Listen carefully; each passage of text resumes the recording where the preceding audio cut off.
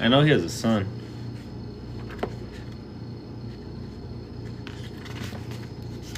Author's note.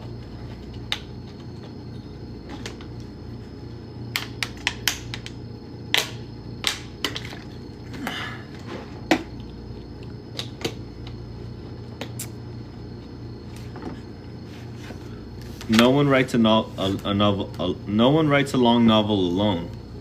And I would like to take a moment of your time to thank some of the people who helped me with this one. G. Everett McCutcheon of Hampton Academy for his practical suggestions and encouragement.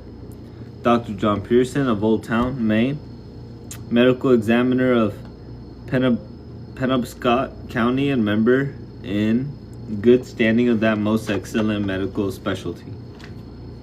General practice. Father Reynold Halley of St. John's Catholic Church in Bangor, Maine, and of course my wife, whose criticism is as tough and unflinching as ever. Although the town surrounding Salem's lot are very real, Salem's lot itself exists wholly in the author's imagination, and my resemblance between the people who live there and people who live in the real world is coincidental and unintended. SK.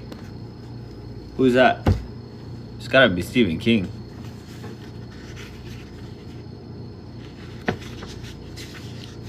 Prologue. Shortest prologue ever.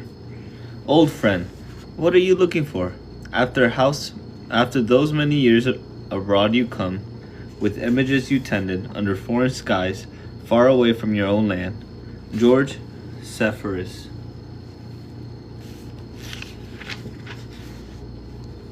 Chapter 1. All my viewers left when I got to chapter 1. They're like, fuck this shit. Alright. Almost everyone thought the man and the boy were father and son. They crossed the country on a rambling southwest line in an old Kit-Rowan sedan, keeping mostly to secondary roads, traveling in fits and starts. They stopped in 3 places along the way before reaching their final destination. First in Rhode Island, where the tall man with the black hair worked in a textile mill. Then in Youngstown, Ohio, where he worked for 3 months on a tractor assembly line. And finally in a small California town near the Mexican border, where he pumped gas and worked at repairing small foreign cars with an amount of success that was to him surprising and gratifying. Wherever they stopped, he got a Maine newspaper, followed the Portland Press Herald, and watched it for items concerning a small southern Maine town named Jerusalem's Lot and the surrounding area.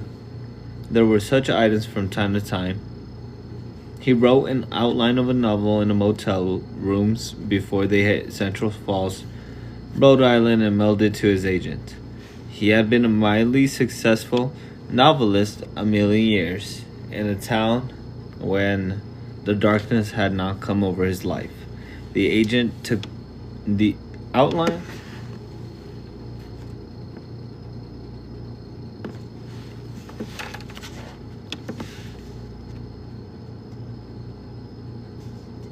to his last publisher,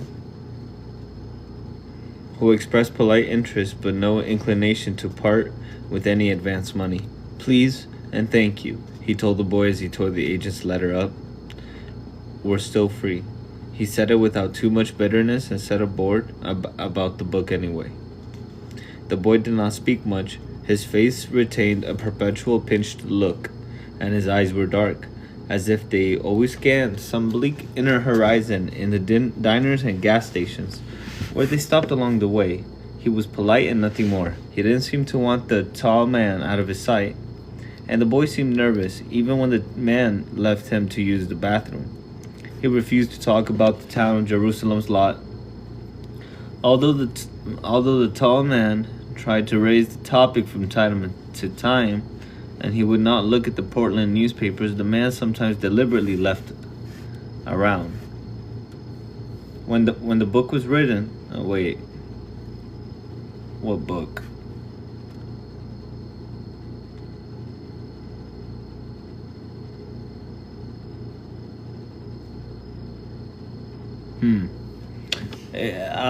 He refused to talk about the town of Jerusalem a lot. They did that in Dracula. In the town of Dracula, the citizens, like, they were under like some kind of mysticism, and they weren't allowed to talk about Dracula himself. You know, every time someone would talk about it, they'd be like, "We don't know, we don't know." It sounds similar. You know, this is a vampire story, so I'm gonna compare it to Dracula because Dracula is like my second favorite book of all time. I'm reading Salem's Lot by Stephen King. Welcome, Mickey. Welcome. This is Stephen King's second novel he ever published. I've never read it. I've only read Carrie, and I give it a 3.7. Maybe even a 4 on a reread. But we're gonna read this, and we're gonna see if it's better than Carrie because it's a Stephen King book. Let's see what's the hype. I don't know nothing about Stephen King. Well, I know quite a bit, but I've never read his books. I read Mr. Mercedes. It's pronounced like Mikey, just spelled weird. Oh, interesting. Huh. My fault. That's cool. I like the way it's spelled. Mikey. That's dope. We're in the prologue. So, page 2. It says page 4, but let's go. When the book was written, they were living in a beach cottage off the highway, and they both swam in the Pacific a great deal. It was warmer than the Atlantic and friendlier. It held no memories. The boy began to get very brown, although they were living well enough to eat 3 square meals a day and keep a solid roof over their heads. The man had begun to feel depressed and doubtful about the life they were living. He was tutoring the boy, and he did not seem to be losing anything in the ways of education. The boy was bright and easy about books, as the tall man had been himself. But he didn't think that blotting Salem's Lot out was doing the boy any good. Sometimes at night, he screamed in his sleep and thrashed the blankets out onto the floor.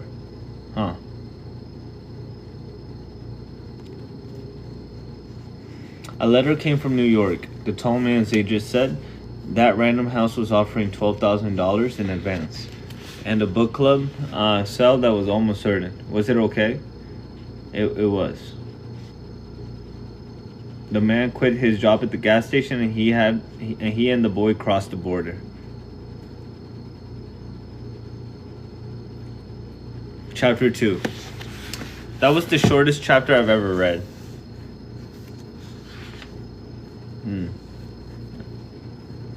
Well, it says we're still in the prologue, so I'm confused. Is this like, I don't get it. The second part 2 of the prologue, I guess.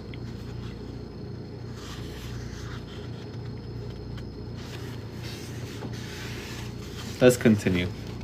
Los zapatos, los zapatos, which means the shoes, a name that secretly pleased the man to no end, was a small village not far from the ocean. It was fairly free of tourism. There was no good road, no ocean view. You had to go 5 miles further west to get that, and no historical points of interest. Also, the local cantina was infested with cockroaches, and the only horror was a 55-year-old grandma. Was a 50-year-old grandma. Oh, that's gross. What the heck, Stephen King? That took points off. I didn't like that. That took points off. With the I don't know. What's he trying to say? That's the only girl he can flirt with in the town? Or is he trying to say, hey, oh, welcome, Ashmans. Welcome back. Today we're reading Stephen King by, today we're reading Salem's Lot by Stephen King. Whatever. Yeah. Welcome back. I don't know if he wrote that, because I'm gonna give him the benefit of the doubt. I give everyone the benefit of the doubt, so I'm gonna say this is the only W word for which is a 50-year-old grandma, because it's the only girl he could flirt with, or the town is so like nice and they care about their well-being or whatever, and so there's not a lot of prostitutes in the town. This just happens to be the only one, a 50-year-old grandma, which sounds very unlikely. With the states behind them, an almost unearthly quiet dropped over their lives. Few planes went overhead. There were no turnpikes, and no one owed a power lawmaker or cared to have one. For 100 miles, they had a radio, but even that was noise without meaning. The news broadcasts were all in Spanish, which the boy began to pick up, which remained, and always would gibberish to the man. All the music seemed all the music seemed to consist of opera. At night, they sometimes got a pop music station from Monterey, made frantic with the accents of Wolfman Jack, but it faded in and out. The only motor within hearing distance was a quaint old rototiller owned by a local farmer. When the wind was right, its irregular burping noise would come to their ears faintly, like an uneasy spirit. They drew their water from the well by hand. Once or twice a month, not always together, they attended mass at the small church in town. Neither of them understood the ceremony, but they went all the same. The man found himself sometimes drowsing in the suffocating heat to the steady, familiar rhythms and the voices which gave them tongue. One Sunday, the boy came out with the rickety back porch where the man had begun work on a new novel, and told him hesitantly that he had spoken to the priest about being taken into the church. The man nodded and asked him if he had enough Spanish to take instruction. The boy said he didn't think it would be a problem. So before we continue, it seems like the man is he's an author. This is the first time I've met an author in one of Stephen King's books, and I actually hear he does that a lot in a lot of his books. Now, that's okay because he's an author himself, so he's just putting himself into the story, obviously. But I'm just calling it out because this is the first time I've ever met an author in his books, which was already book 2. So, whatever. Interesting. The man made a 40-mile trip once a week to get the Portland, Maine paper, which was always at least a week old and was sometimes yellowed with dog urine. 2 weeks after the boy had told him of his intentions, he found a featured story about Salem's Lot and a Vermont town called Momson. The tall man's name was mentioned in the course of the story. He left the paper around with no particular hope that the boy would pick it up. The article made him uneasy for a number of reasons. It was not over in Salem's Lot yet, it seemed. The boy came to him a day later with the paper in his hand, folded open to expose the headline. Ghost town in Maine? I'm scared, he said.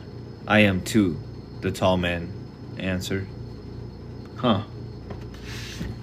Why would they be scared? Interesting. Ungovernable.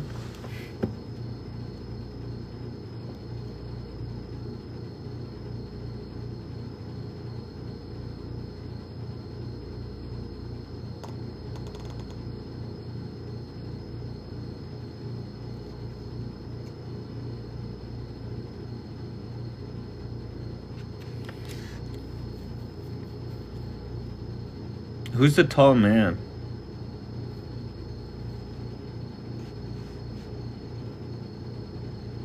It must be the man. Yeah, it is.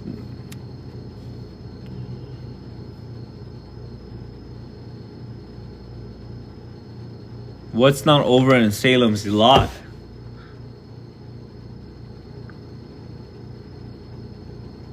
Chapter 3, or Part 3 of the prologue. Ghost Town in Maine by John Lewis. John Lewis sounds familiar. Press Herald features editor. Jerusalem's Lot. Oh, that's Salem's Lot. Jerusalem's Lot is a small town east of Cumberland, 20 miles north of Portland.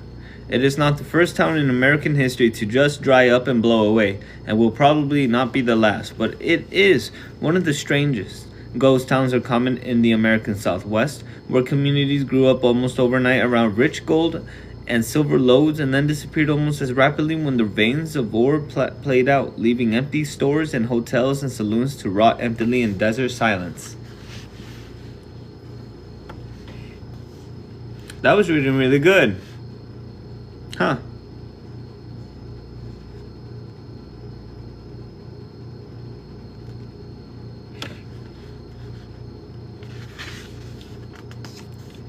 In New England, the only counterpart to the mysterious emptying of Jerusalem's Lot, or Salem's Lot, as the natives often refer to it, seems to be a small town in Vermont called Momson.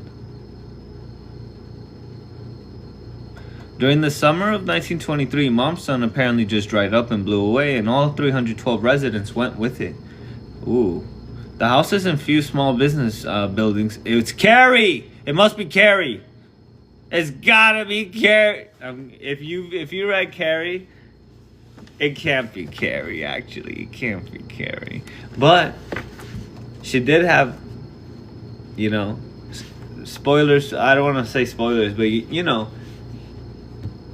so maybe, yeah. Oh shit. The houses and few small business buildings in the town center still stand, but since that summer 52 years ago, they have been uninhabited. So the prostitute grandma was only 2 years old when this happened, right? Oh no, never mind. 1923. They have been uninhabited in some cases. The furnishings have been removed, but in most of the houses, were still furnished as if in the... What the fuck? That's not where I was. But in most, the houses were still furnished, as if in the middle of daily life, some great wind had blown away all the people. In one house, the table had been set for the evening meal, complete with the counterpiece of long-awaited flowers, wilted. In another, the covers had been turned down neatly in an upstairs bedroom as if for sleep. In the local mercantile store, a rooted bolt of cotton cloth was found on the counter and a price of $1.22 rung up on the cash register. Investigators found almost $50 in the cash drawer, untouched. This is the third time he said the number 50. It's only been 3 pages. He said 50 like one per page. Interesting. I don't know if that's... I just called him... I just noticed that. What next? 50 hours later something happens?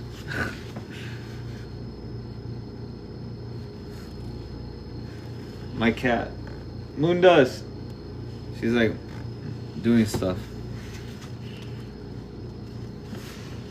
People in the area like to entertain tourists with the story and to hint that the town is haunted. That, they say, is why it has remained empty ever since. A more likely reason is that Momson is located in a forgotten corner of the state, far from any main road. There is nothing there that could not be duplicated in 100 other towns, except, of course, the Mary Celeste, like mystery of its sudden emptiness. Much the same could be said for Jerusalem's Lot. In the census of 1970, Salem's Lot claimed 1319 inhabitants, a gain of exactly 67 souls in the 10 years since the previous census. Souls, that's a weird word to put here. So it's obviously a foreshadow. Stephen King is foreshadowing souls are probably going to be something to do with the book, because he doesn't say that in his regular vocabulary.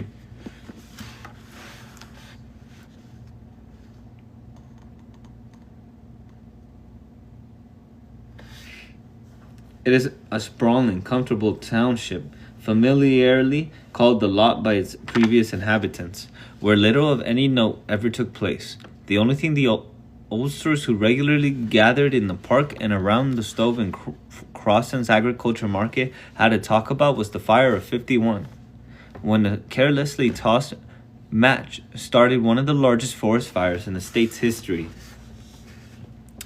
Is that real?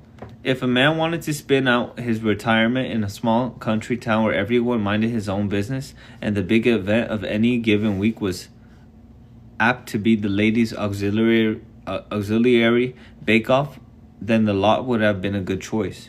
Demographically, the census of 1970 showed a pattern familiar both to rural sociologists and to the longtime resident of any small Maine town. A lot of old folks, quite a few poor folks, and a lot of young folks who leave the area with their diplomas under their arms, never to return again.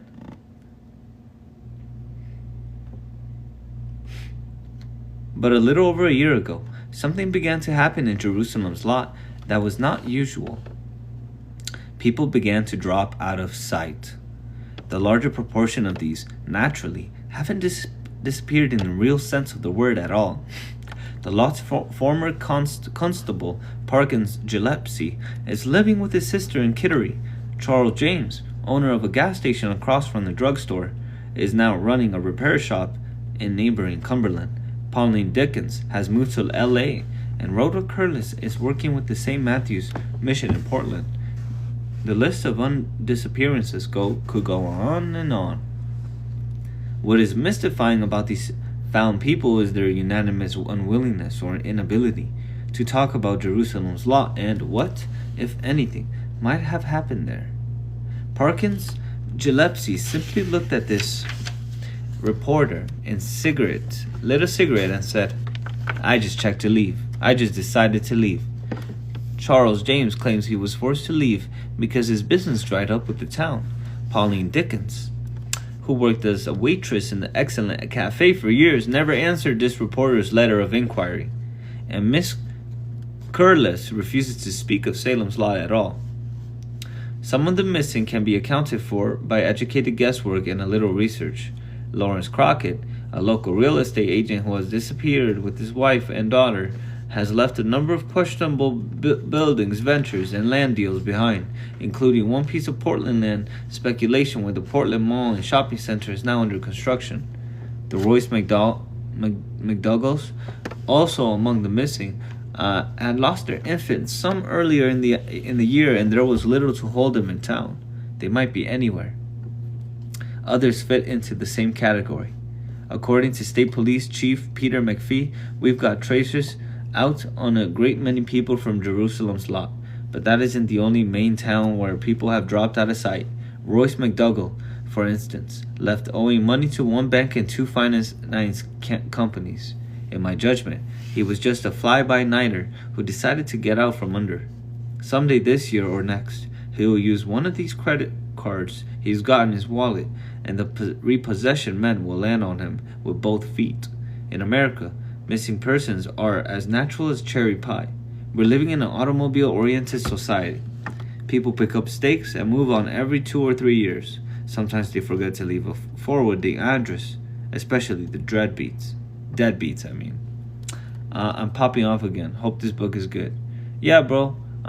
It's good to it's good that you visited again. Thank you so much, and we only hope to see you again. Thanks. I didn't know that was all dialogue. Yet, for all the hard-headed practicality of Captain McPhee's words, there are unanswered questions in Jerusalem's Lot.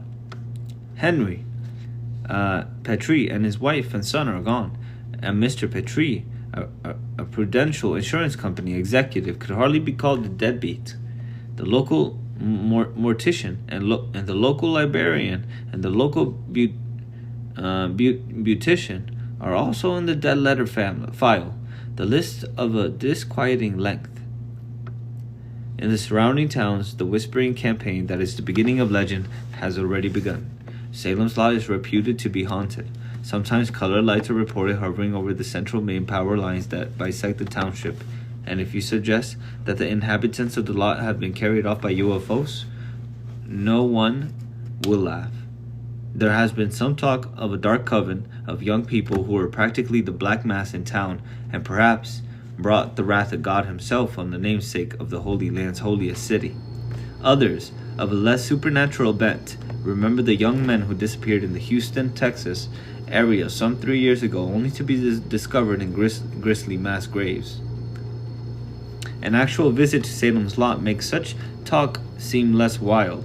There is not one business left open. The last one to go under was Spencer's Sundries and Pharmacy, which closed its doors in January.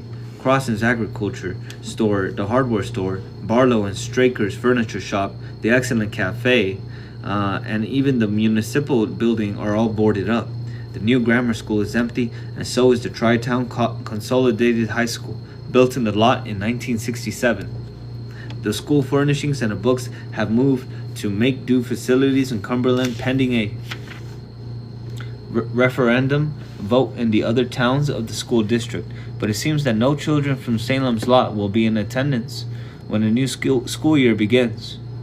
There are no children, only abandoned shops and stores, deserted houses, overgrown lawns, deserted streets, and back roads.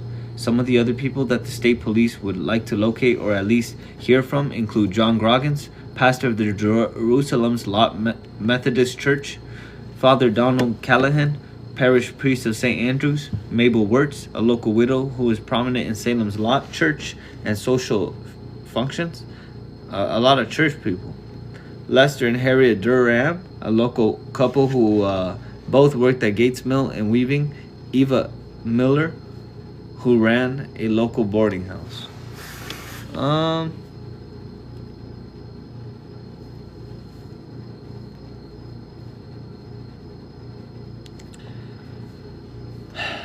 Part 4 of the prologue. 2 months after the newspaper article, the boy was taken into the church. He made the first confession and confessed everything. Oh shit. Alright, I need to take a little break here and just get a glass of water real quick.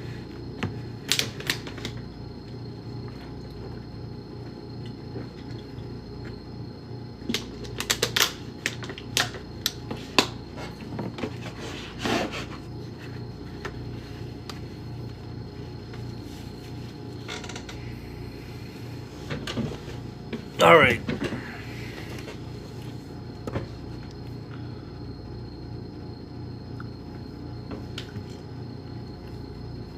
I hope it's a good book. I'm not trying to waste my time here.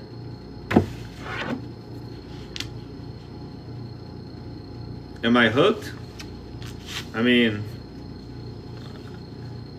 this Salem's Lot area sounds interesting, intriguing.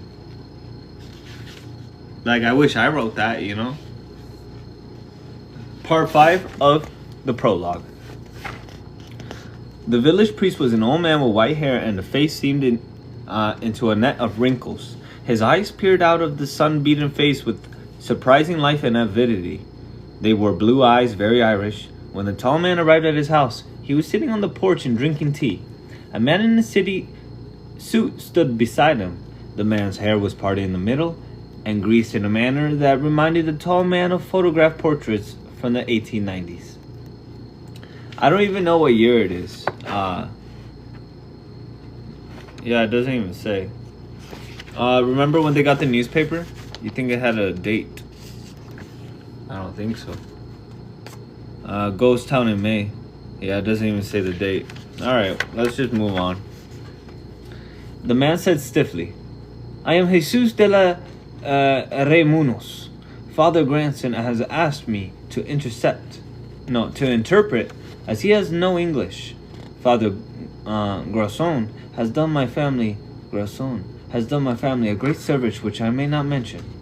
My lips are likewise sealed in the matter he wishes to discuss. Is it agreeable to you? Woo! I want to read The Exorcist. This is making me want to read The Exorcist now. Woohoo! Yes. He shook Munos's hand and then Grasson's. Grasson replied in Spanish and smiled. He had only 5 teeth left in his jaw, but the smile was sunny and glad. He asks, would you like a cup of tea? It is green tea, very cooling. That would be lovely. When the amenities had passed among them, the priest said, the boy is not your son. No. He made a strange confession. In fact, I have never heard a strange confession in all my days of the priesthood. That does not surprise me. He wept, Father Grasson said, sipping his tea. It was a deep and terrible weeping. It came from the cellar of his soul. See, more talk about the soul. I wonder if I wonder if the author keeps writing soul. Because I wonder if this is going to be fairly religious, or at least maybe there's going to be a lot of religious characters inside of this story, perhaps. It seems like the police are looking for a bunch of people who went missing in a church, I think, though, if I'm not mistaken. He wept, I said that, from his soul. Must I ask the question this confession raises in my heart? No, the tall man said evenly. You don't. He is telling the truth. Grasson was nodding even before Munoz translated, and his face had grown grave. He leaned forward with his hands clasped between his knees and spoke for a long time. Munoz listened intently, his face carefully expressionless. When the priest finished, Munoz said, he says there are strange things in the world. 40 years ago, a peasant from El Granones brought him a lizard that screamed as though it were a woman. He has seen a man with stigmata, the marks of our Lord's passion, and this man bled from his hands and feet on Good Friday. He says this is an awful thing, a dark thing. It is serious for you and the boy, particularly for the boy. It is eating him up, he says. Garçon spoke again briefly. He asks if you understand what you have done in this new Jerusalem. Jerusalem's lot, the tall man said. Yes, I understand. Garçon spoke again. He asked what you intend to do about it. The tall man shook his head very slowly. I don't know. Garçon spoke again. He says he will pray for you. Part 6. A week later, he awoke, sweating from a nightmare, and called out the boy's name. I'm going back, he said. The boy paled beneath his tan. Can you come with me, the man asked. Do you love me? Yes, God. Yes. God, yes. The boy began to weep, and the tall man held him. Part 7. Still, there was no sleep for him. Faces lurked in the shadows, swirling up at him like faces obscured in the snow. And when the wind blew an overhanging tree limb against the roof, he jumped. Jerusalem's lot. He closed his eyes and put his arm across them, and it all began to come back. He could almost see the glass paperweight, the kind that will make a tiny blizzard when you shake it. Salem's lot.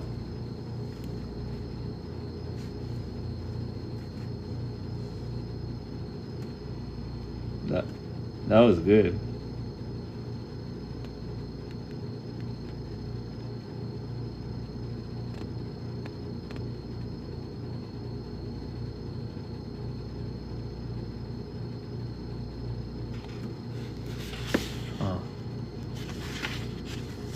Whoa. Part 1. The Marston House. Alright. Let's see what the king's got. That's alright. I'm intrigued. The writing is interesting. He has good. He writes pretty nice. I like the writing. It's I have a feeling I'm gonna like this more than Carrie. I have a feeling I'm gonna like this more than Carrie.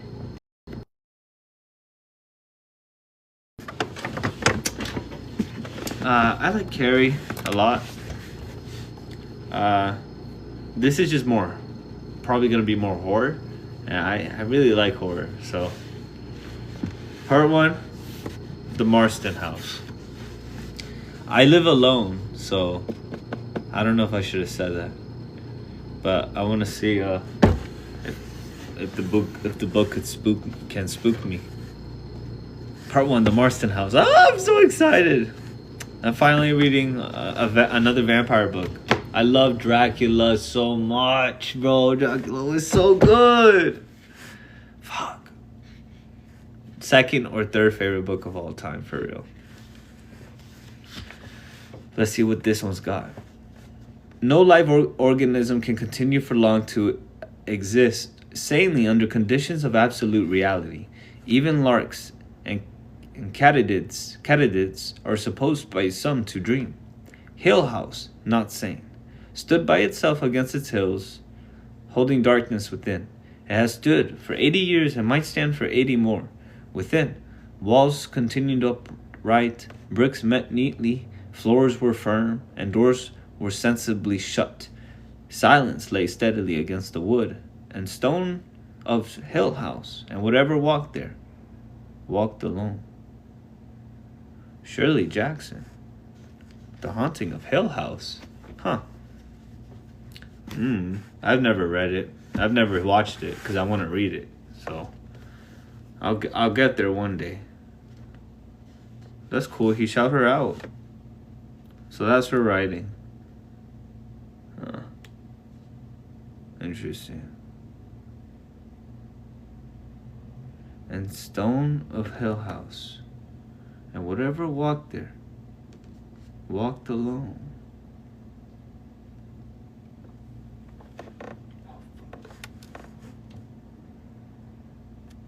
I'm already creeped out, okay? Shirley Jackson.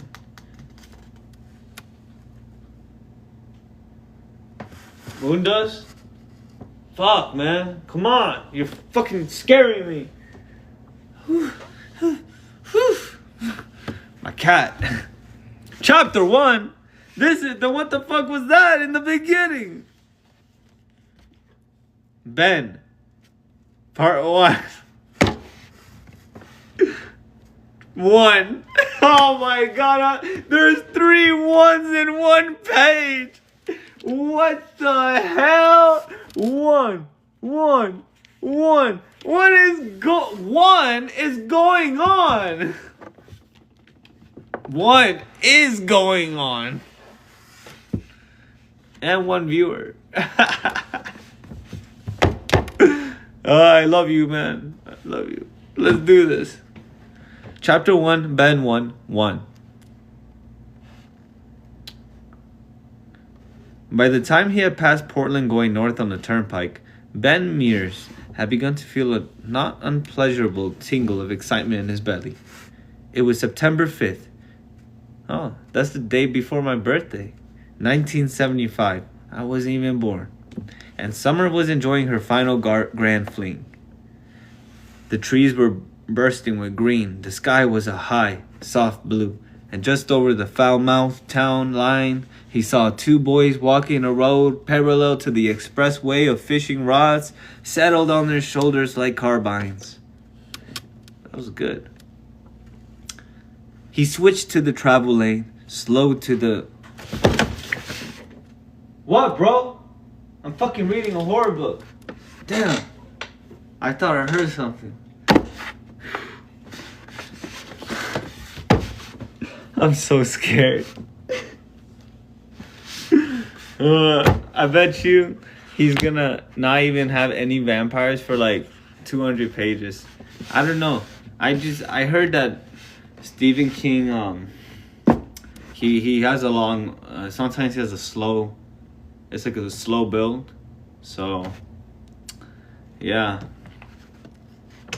I don't know when we're gonna see our first vampire. Because I think it's a vampire story, right? That's what I think. Let me see.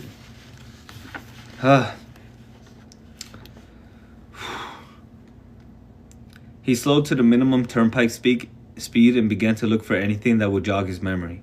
There was nothing at first, and he tried to caution himself against almost sure disappointment. You were 7 then. That's 25 years of water under the bridge. Places change. Like people. In those days, the 4-lane 295 hadn't existed. If you wanted to go to Portland from the lot, you went out Route 12 to Falmouth and then got on number 1. Time had marched on. You know, now he's saying 111. Remember? 50, 50, 50. So we got 50 and now we got 1. I don't know. It might be a coincidence.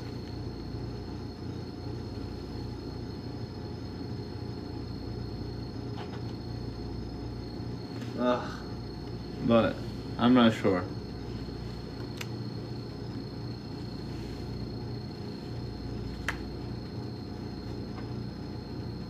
Time had marched on. Stop that shit. But it was hard to stop. It was hard to stop when a big BSA cycle had jacked handlebars suddenly roared past him in the passing lane. A kid in a t-shirt driving. A girl in a red cloth jacket and huge mirror-lensed sunglasses riding pillion behind him. They cut in a little too quickly and he overreacted, jamming on his brakes and laying both hands on the horn. The BSA sped up, belching blue smoke from its exhaust, and the girl jabbed her middle finger back at him.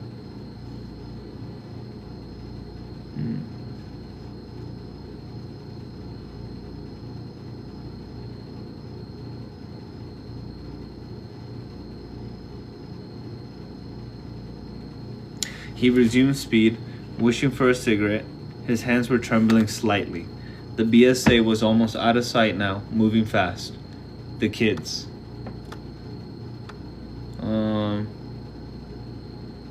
The goddamn kids. Memories try to crowd in on him. Memories of a more recent vintage. He pushed them away. He hadn't been on a motorcycle in 2 years. He planned never to ride on one again. A flash of red caught his eye off to the left, and when he glanced that way, he felt a burst of pleasure and recognition. A large red barn stood on the hill, far across a rising field of timothy and clover. A barn with a cupola painted white. Even at this distance, he could see the sun gleam on the weather vane atop the cupola. I don't know. It had been there and was still here now. It looked exactly the same. Maybe it was going to be alright after all. Then the trees blotted it out. As the turnpike entered Cumberland, more and more things began to seem familiar. He passed over the Royal River, and where they had flushed for steelies and pickerel as boys, past a brief flickering view of Cumberland Village through the trees. In the distance, the Cumberland Water Tower, with its huge slogan painted across the side, "Keep Maine Green." Aunt Cindy had always said someone should bring money underneath that. His original sense of excitement grew and he began to speed up, watching for the sign. It came twinkling up out of the distance in reflectorized green 5 miles later. Route 12, Jerusalem's Lot, Cumberland, CTR. What? I don't know what my cat's looking at. Fucking nothing, probably. A sudden blackness came over him, dousing his good spirits like sand on fire. He had been subject to these since his mind tried to speak Miranda's name and he would not let it. The bad time and was used to fending them off, but this one swept over him with a savage power that was dismay. What was he doing? Coming back to a town where he had lived for 4 years as a boy, trying to recapture something that was irrevocably lost. What magic could he expect to recapture by walking roads that he had once walked as a boy and were probably asphalted and straightened and logged off and littered with tourist beer cans? The magic was gone, both white and black. It had all gone down the chutes on that night when the motorcycle had gone out of control, and then there was the yellow moving van, graveling and growing. His wife Miranda's scream, cut off with sudden finality when the exit came up on his right, and for a moment he considered driving right past it, continuing on to Chamberlain or Lewiston, stopping for lunch, and then turning around and going back. But back where? Home? That was a laugh. If there was a home, it had been here. Even if it had only been 4 years, it was his. He signaled, slowed the Kitroan, I don't know how to say that word, and went up the ramp, toward the top where the turnpike ramp joined Route 12, which became Kitroan, Jointer Avenue closer to town. He glanced up toward the horizon. What he saw there made him jam the brakes on with both feet. The Citroen shuddered to a stop and stalled. The trees, mostly pine and spruce, rose in gentle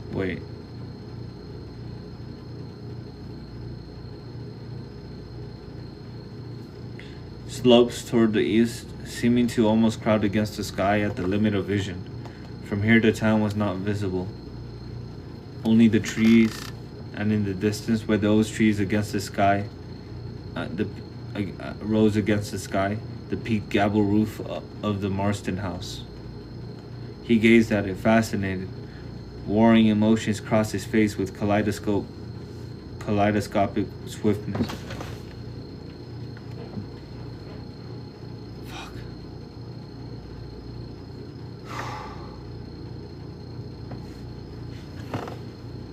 I'm gonna fucking die.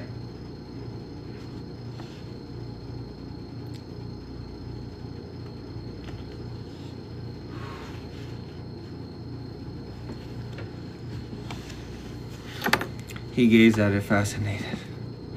Warring emotions crossed his face with kaleidoscopic swiftness.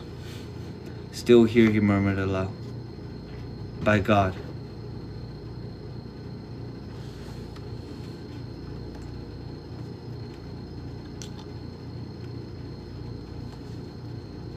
He looked down at his arms. They had broken out in goose flesh. In part 2. He deliberately skirted town, crossing into Cumberland, and then coming back into Salem's lot from the west, taking the Burns Road. He was amazed by how little things had changed out here. There were a few new houses he didn't remember. There was a tavern called Dell's just over the town line and a pair of fresh gravel quarries. A good deal of the hard wood had been pulped over, but the old tin sign pointing the way to the town dump was still there, and the road itself was still unpaved, full of chuck holes and washboards, and he could see the schoolyard hill through the slash in the trees where the central main power pylons ran on the northwest to southeast line. The Griffin farm was still there, although the barn had been enlarged. He wondered if they still bottled and sold their own milk. The logo had been a smiling cow under the name brand, Sunshine Milk from the Griffin Farms. He smiled. He had splashed a lot of that milk on his cornflakes at Aunt Cindy's house. He turned left onto the Brooks Road, past the wrought iron gates and the low fieldstone wall surrounding Harmony Hill Cemetery, and then went down the steep grade and started up the far side, the side known as Marston's Hill.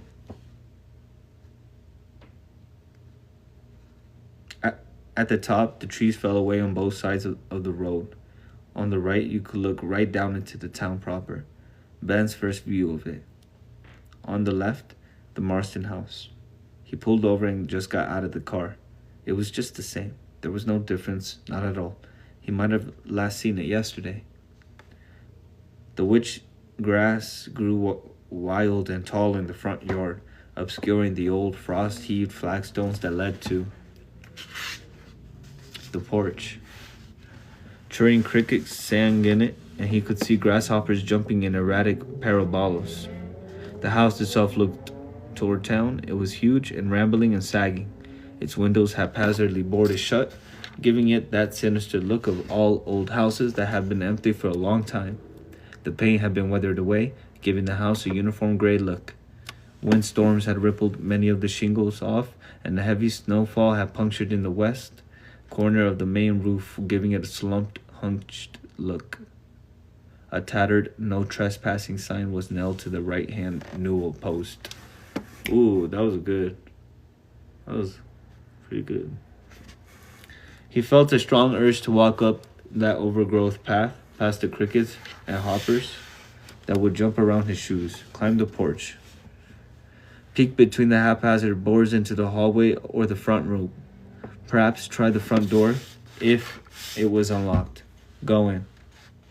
He swallowed and stared up at the house, almost hypnotized. It stared back at him with idiot indifference.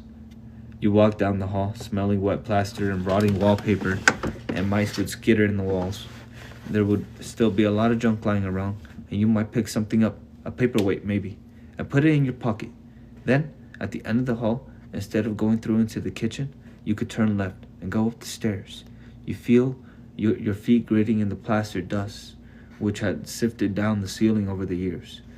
There were 14 steps, exactly 14, but the top one was smaller, out of proportion, as if it had been added to avoid the evil number. At the top of the stairs, you stand on the landing, looking down the hall toward a closed door, and if you walk down the hall toward it, watching as if from outside yourself as the door gets closer and larger, you can reach out your hand and put it on the tarnished silver knob. He turned away from the house, a straw-dry whistle of air slipping from his mouth. Not yet. Later, perhaps, but not yet. For now it was enough to know that all of that was still here. It had waited for him. He put his hands on the hood of his car and looked out over that town. He could find out down there who was handling the Marston house and perhaps lease it. He turned away from the house.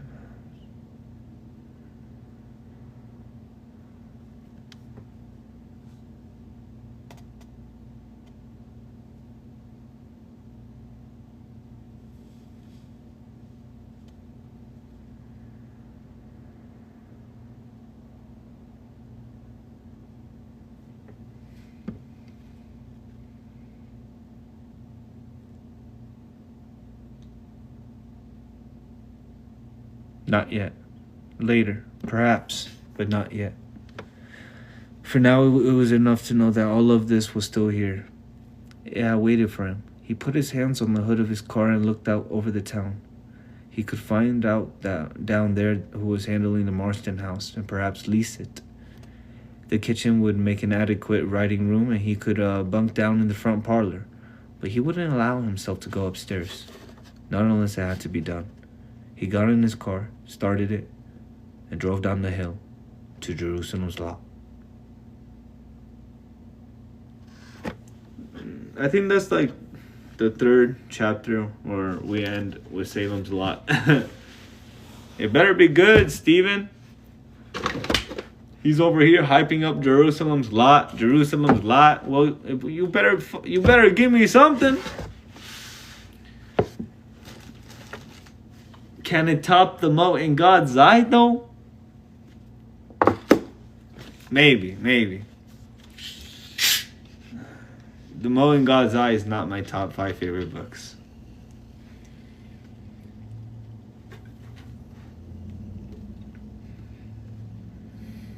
I think my Coke smells funny.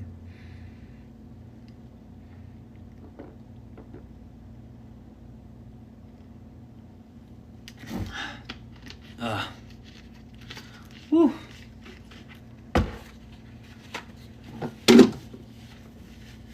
Alright, guys.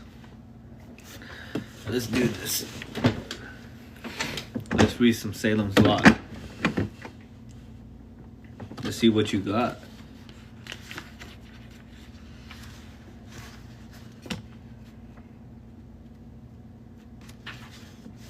The Marston house.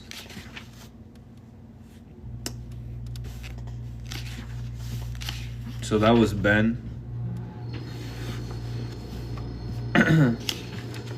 Chapter 2. Susan. 1. 1. He was sitting on a bench in the park when he observed a girl watching him.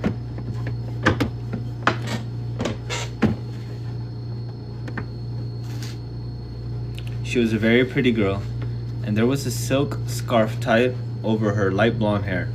"She's a vampire! She's a vampire! I already know." She was currently reading a book, but there was a sketch pad and what looked like a charcoal pencil beside her. It was Tuesday, September 16th, the first day of school, and the park had magically emptied off of the rowdier element. What was left was a scattering of mothers and infants, a few old men sitting by the war memorial, and this girl sitting at the dapple shade of a gnarled old elm. She looked up and saw him, an expression of startlement across her face. She looked down at her book, looked up at him again, and started to rise. Almost thought better of it. Did rise. Sat down again. He got up and walked over, holding his own book, which was a paperback western. "Hello," he said agreeably. "Do we know each other?" "No," she said. "That is, you're Benjamin Mears, right?" "Right." He raised his eyebrows. She laughed nervously, not looking in his eyes except in a quick flash to try to read the behavior of his intentions. She was quite obviously a young girl, or a girl, not accustomed to speaking to strange men in the park. "I thought I was seeing a ghost." She held up the book in her lap. He saw fleetingly that Jerusalem's public library was stamped on the thickness of pages between covers. The book was Air Dance, his second novel. She showed him the photograph of himself on the back jacket, a photo that was 4 years old now. The face looked boyish and frighteningly serious. The eyes were black diamonds. "Of such inconsequential beginnings, dynasties are begun," he said, and although it was a joking throwaway remark, it hung oddly in the air, like prophecy spoken in jest. Behind them, a number of toddlers were splashing happily in the wading pool, and the mother was telling Roddy not to push his sister so high. The sister went soaring up on her swing regardless, dress flying, tying for the sky. It was a moment he remembered for years after, as though hold on, what is going on? Oh, they're talking.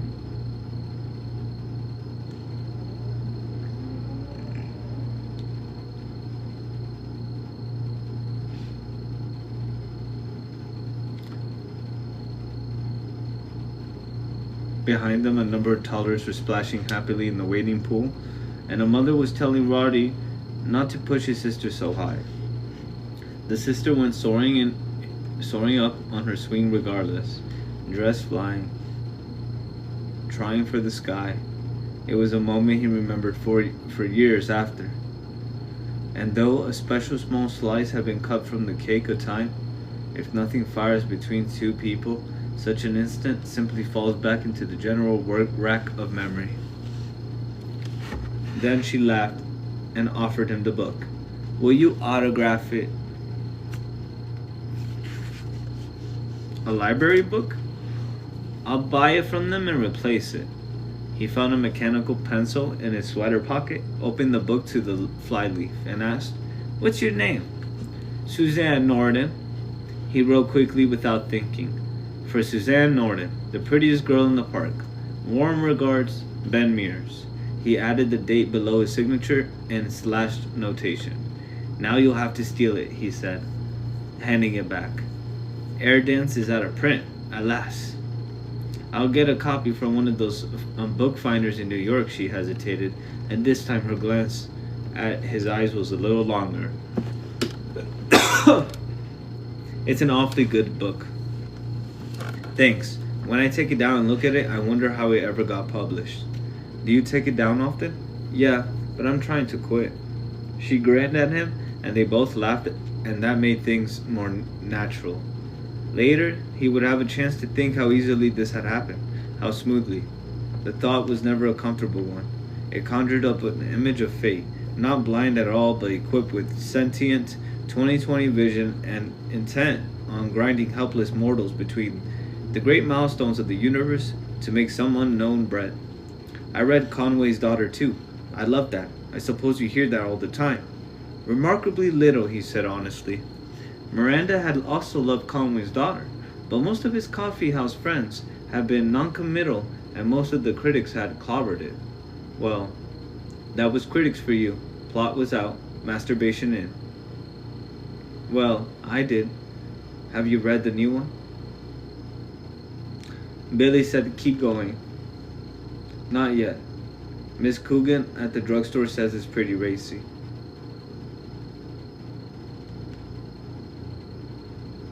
Hell, it's almost puritanical, Ben said. The language is rough, but when you're writing your uneducated country boys, you can't. Look, can I buy you an ice cream, soda, or something? I was just getting Okay, hold on. Who's talking here? Who's Miranda?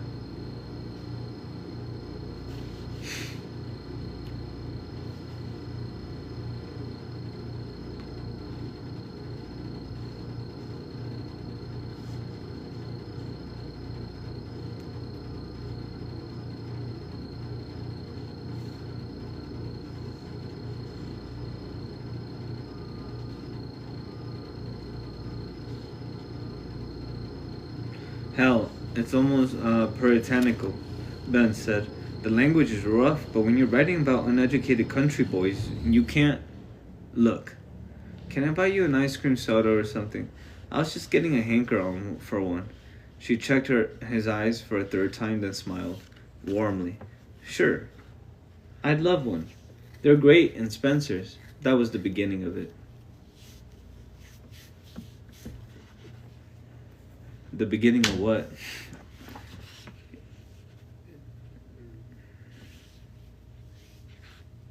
What's he doing? He's gonna buy this. Bro, she's in fucking recess. Let her go back to school. You have no business buying ice cream for this little girl. Part 2. Is that Miss Coogan? Ben asked it low voiced. He was looking at a tall, spare woman who was wearing a red nylon duster over her white uniform. Her blue rinsed hair was done in a step-like succession of finger waves. That's her. She's got a little cart she takes to the library every Thursday night.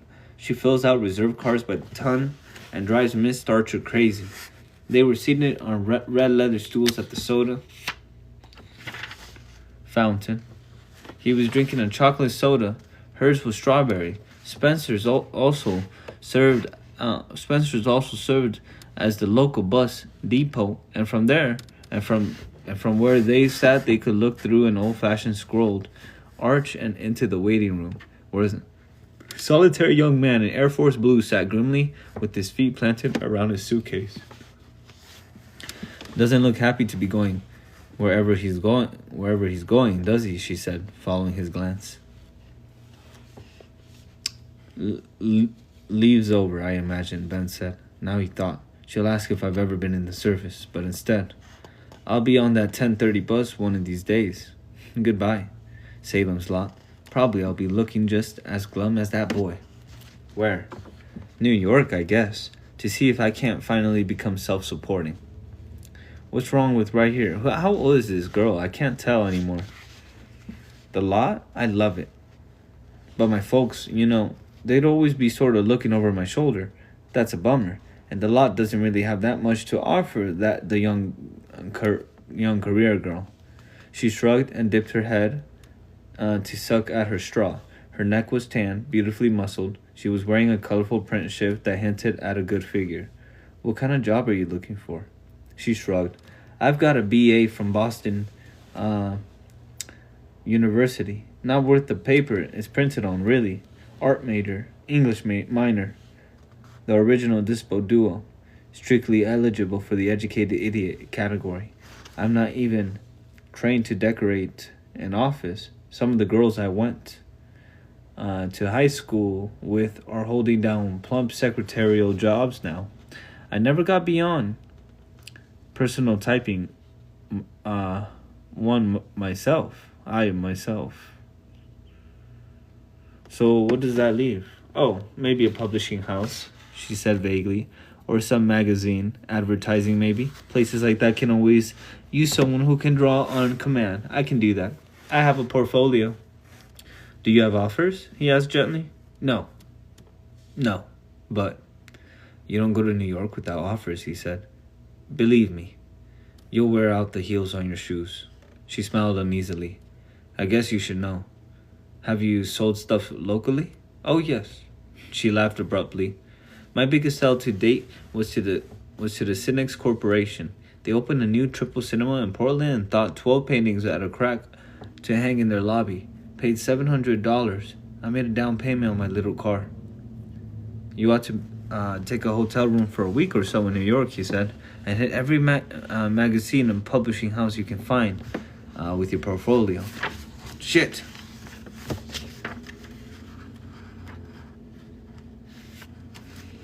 This is easy, bro. I'm ripping through the book. I'm halfway to 100.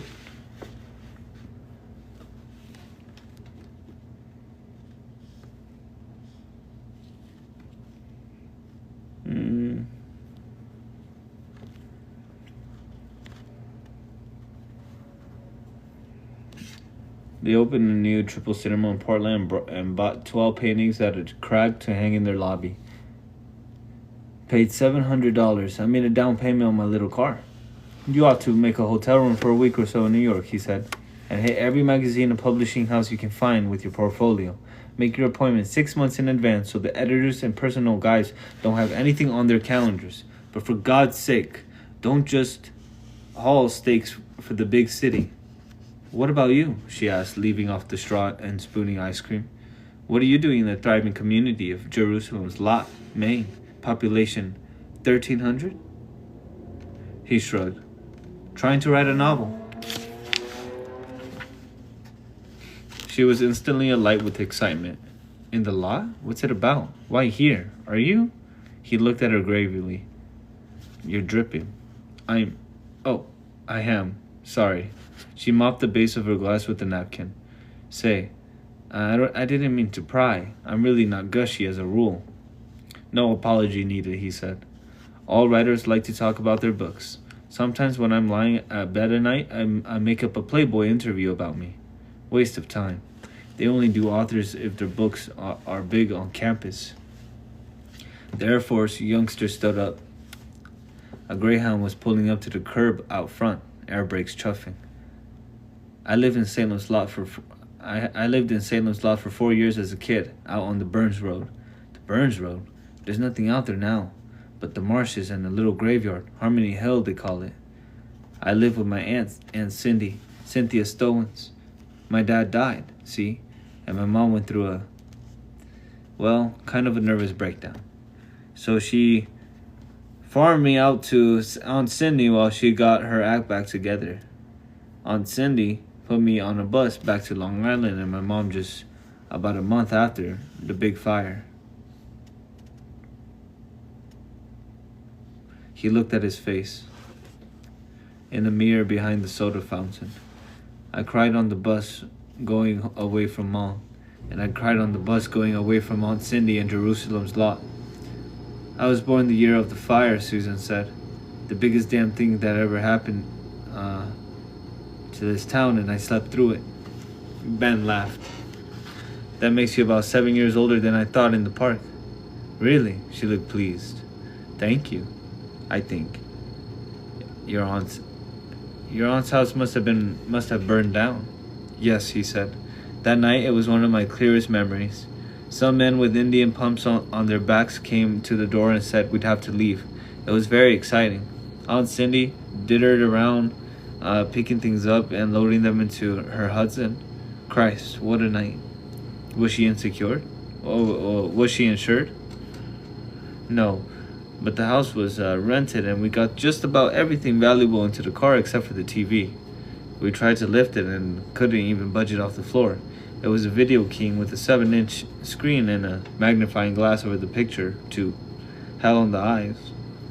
We only got one channel anyway. Lots of country music, farm reports, and Kitty the Clown. And you came back here to write a book, she marveled. Ben didn't reply at once. Miss Coogan was opening cartons of cigarettes and filling the display rack by the cash register. The pharmacist, Mr. Labrie, was putting around behind the high drug counter like a frosty ghost. The Air Force kid was standing by the door to the bus, waiting for the driver to come back from the bathroom. Yes, Ben said. He turned and looked at her, full in the face, for the first time. She had a pretty face, with candid blue eyes and a high, clear, tan forehead. Is this town your childhood? He asked. Yes. He nodded. Then you know, I was a kid in Salem's Lot and it's haunted for me. When I came back, I almost drove right by because I was afraid it would be different. Things don't change here, she said. Not very much. I used to play war with the Gardiner kids down in the marshes.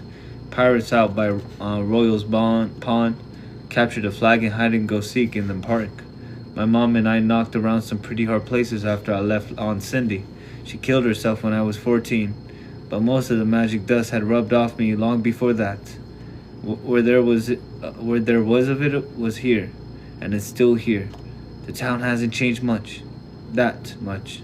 Looking out on Jointer Avenue is like looking through a thin pane of ice, like the one you can pick off the top of the town cistern in November if you knock it around the edges first. Looking through that at your childhood, it's wavy and misty, and in some places it trails off into nothing, but most of it is still all there. He stopped in amazed. He made a speech.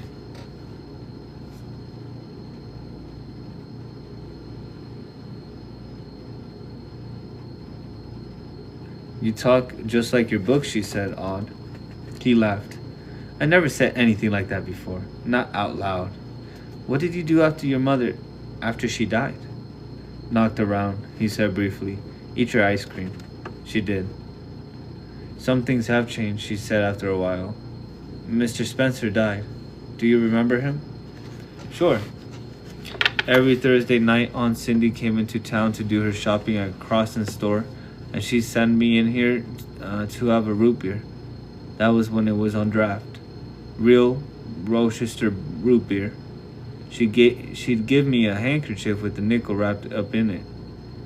There were a dime when I came along. Do you remember what he always used to say? Ben hunched forward, twisted one hand into an arthritic claw, and turned one corner of his mouth down into a paralytic twist. Your bladder, he whispered. Those root beers will destroy your bladder, bucko. Her laughter peeled upward toward the slowly rotating fan over their heads. Miss Coogan looked up suspiciously. That's perfect, except he used to call me Lassie.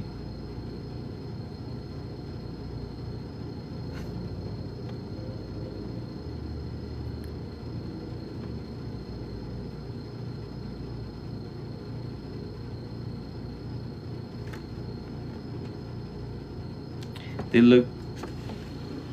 looked at each other, delighted.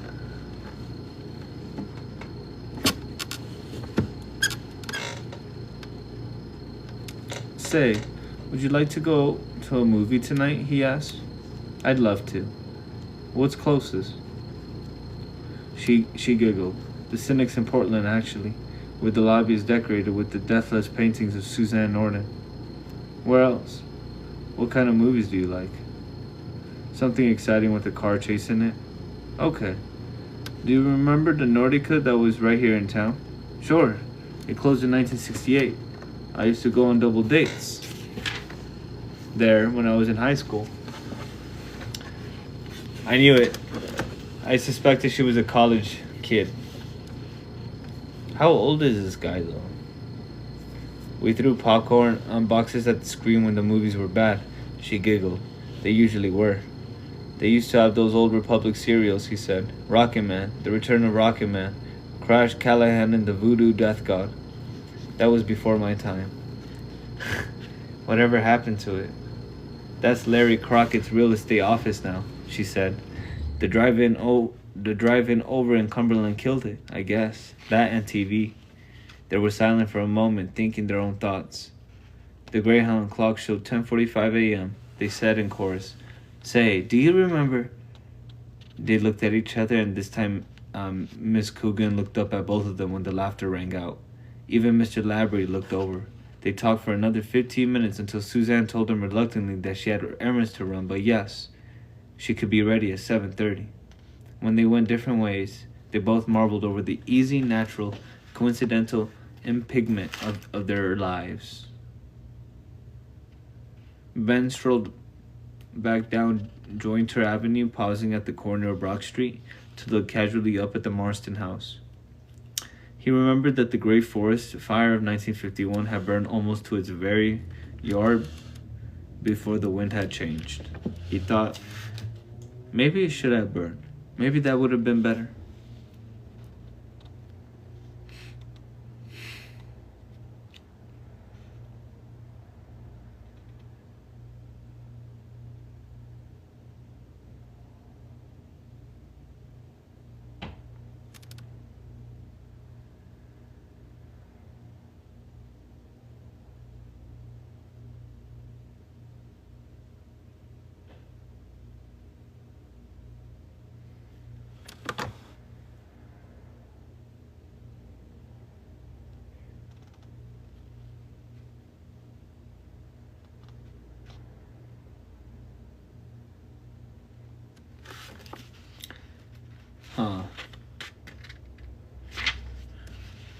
Nellie Gardiner came out of the municipal building and sat down on the steps next to Parkins Gillespie, just in time to see Ben and Suzanne walk into Spencer's together.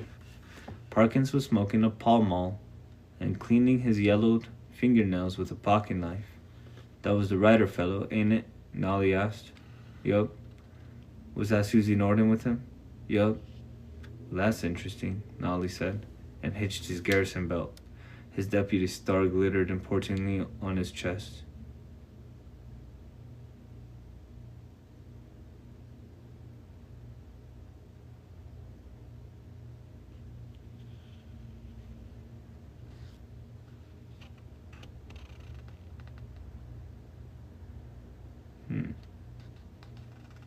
And hitched his garrison belt. His deputy's star glittered importantly on his chest.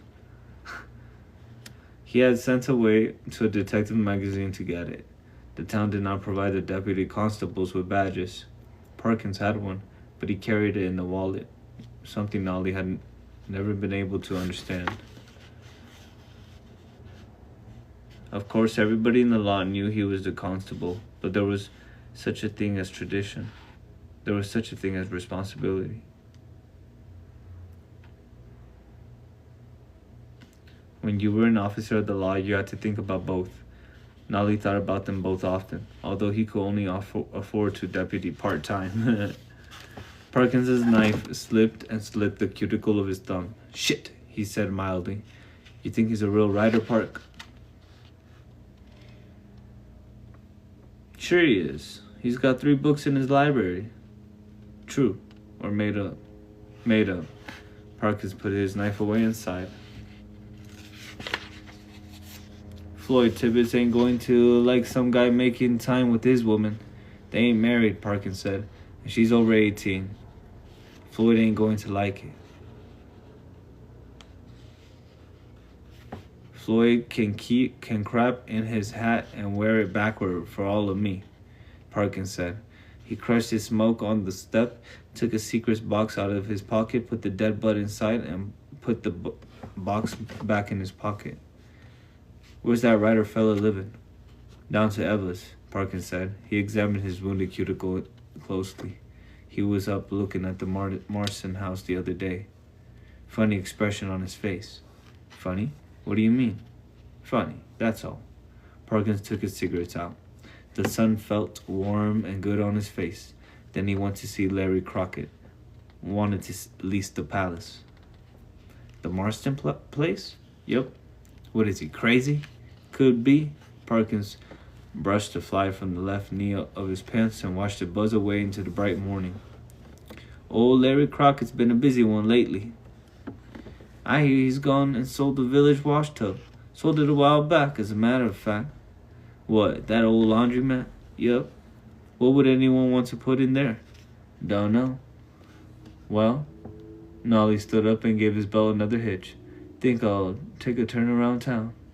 You do that, Parkins said and lit another cigarette. Wanna come? No. I believe I'll sit right here for a while. Okay. See you. Nolly went down the steps wandering, not for the first time. When Parkins would decide to retire so that Nolly, could have the job full time, how in God's name could you ferret out crime sitting on the municipal building steps? Parkins watched him go with a mild feeling of relief. Nolly was a good boy, but he was an awfully eager. He took his pocket knife, opened it, and began paring his nails again.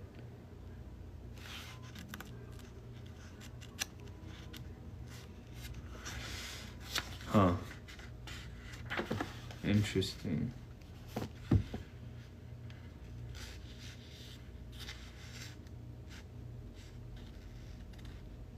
It says that Parkins is cleaning his nails, and then by the end of it, Parkins is that's still Parkins. That's good. That was a good little chapter. The chapter's still going. I don't know why he separates it. I don't know. He separated scenes, I think.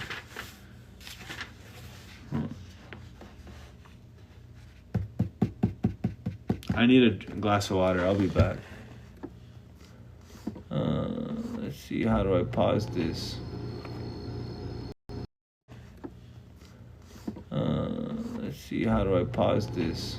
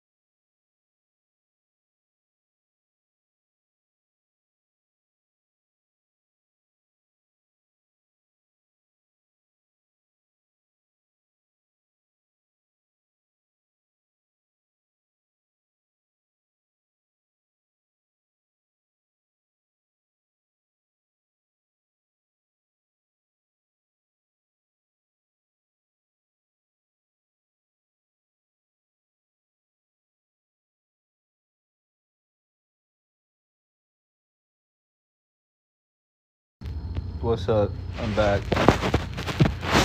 I feel like I want to take a break of reading. I'm not gonna lie. Close my eyes, go to sleep.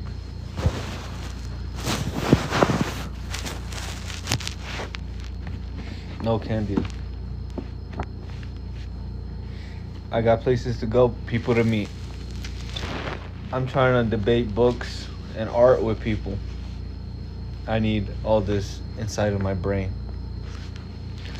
Alright, let's do this. Where were we? That cop scene was interesting. It got me a little nervous, just a little bit. I can't tell if they're good cops or bad cops. You know? You don't need to judge them. We don't know. Chapter 4. Well, we're still in chapter 1. Are we? Well, no, we're in chapter 2. But part 4, when part 2, part 1, I don't get it. Like, for some reason, these chapters have numbers inside it. Like, this is scene 4, I guess. Jerusalem's lot was incorporated in 1765. 200 years later, it has celebrated its bicentennial with fireworks and a pageant in the park. Little Debbie Forrester's Indian princess costume was set on fire by a throwing sparkler in Parkins. Gillespie had to throw 6 fellows in the local cooler for public intoxication. A full 55 years. Look, another 55 years later, before Maine became a state as the result of the Missouri Compromise.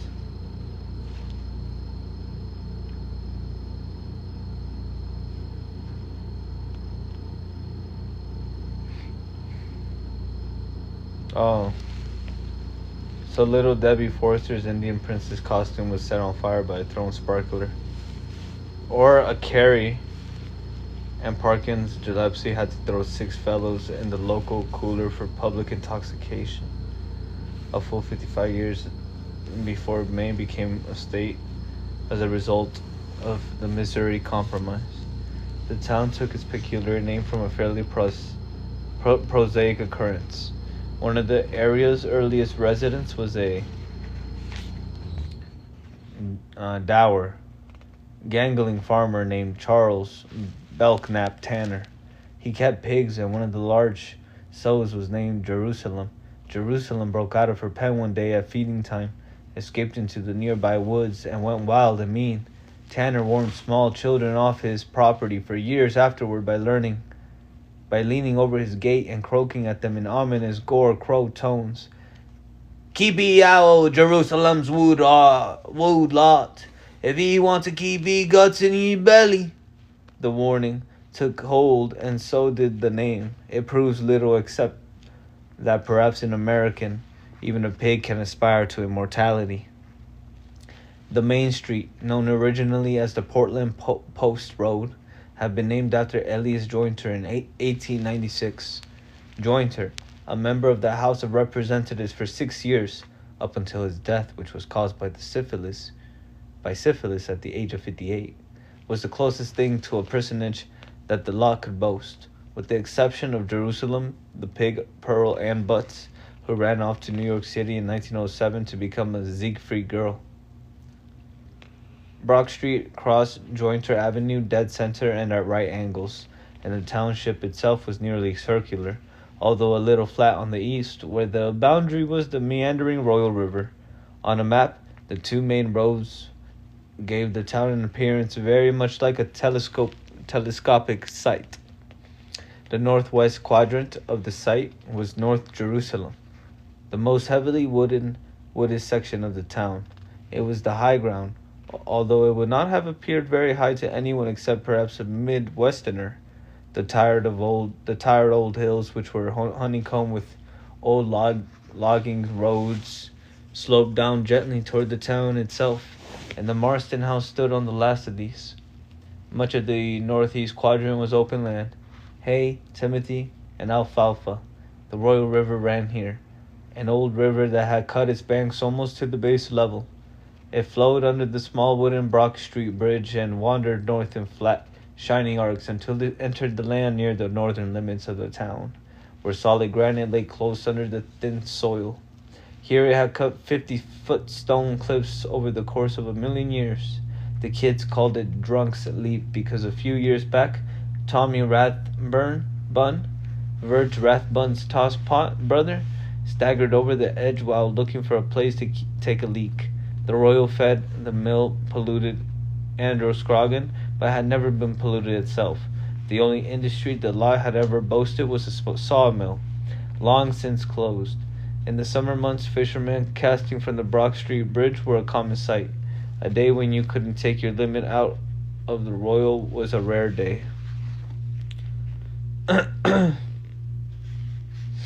Hold on.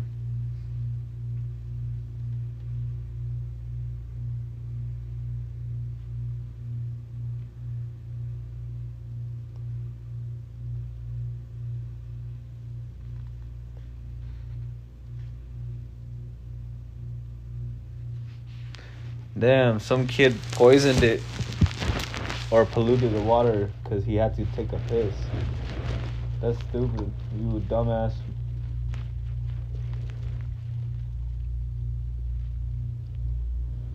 The southeast quadrant was the prettiest.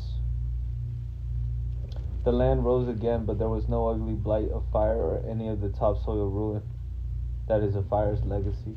The land on both sides of the Griffin Road was owned by Charles Griffin, who was the biggest dairy farmer south of Mechanic Falls, and from Schoolyard Hill, you could see Griffin's huge barn with its aluminum roof glittering in the sun like a monstrous heliograph.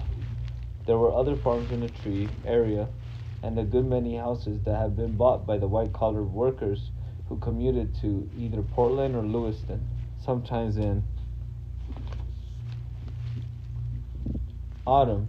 You could stand on top of the schoolyard and smell the fragrant odor of the field burnings and see the toy-like Salem's Lot volunteer fire department truck waiting to step in if anything got out of hand.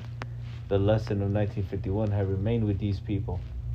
It was in the southwest area that the trailers had begun to move in, and everything that goes with them, like an exurban asteroid belt, junked out, cars up on blocks, tire swings hanging on frayed rope, glittering beer cans lying beside the roads, ragged wash hung on the lines between makeshift poles, the ripe smell of sewage from hastily laid septic tanks. The houses in the bend were kissing cousins to woodsheds, but a gleaming TV aerial sprouted from nearly every one, and most of the TVs inside were color, bought on credit from Grants or Sears. The yards of the shacks and trailers were usually full of kids. Toys, pickup trucks, snowmobiles, and motorbikes. In some cases, the trailers were well kept, but in most cases it seemed to be too much trouble. Dandelions in which grass grew ankle deep, out near the town line where Brock Street became Brock Road. There was Dell's where a rock and roll band played on Fridays and a CW combo played on Saturdays. It had burned down once in 1971 and was rebuilt. For most of the down-home cowboys and their girlfriends, it was the place to go and have a beer or a fight.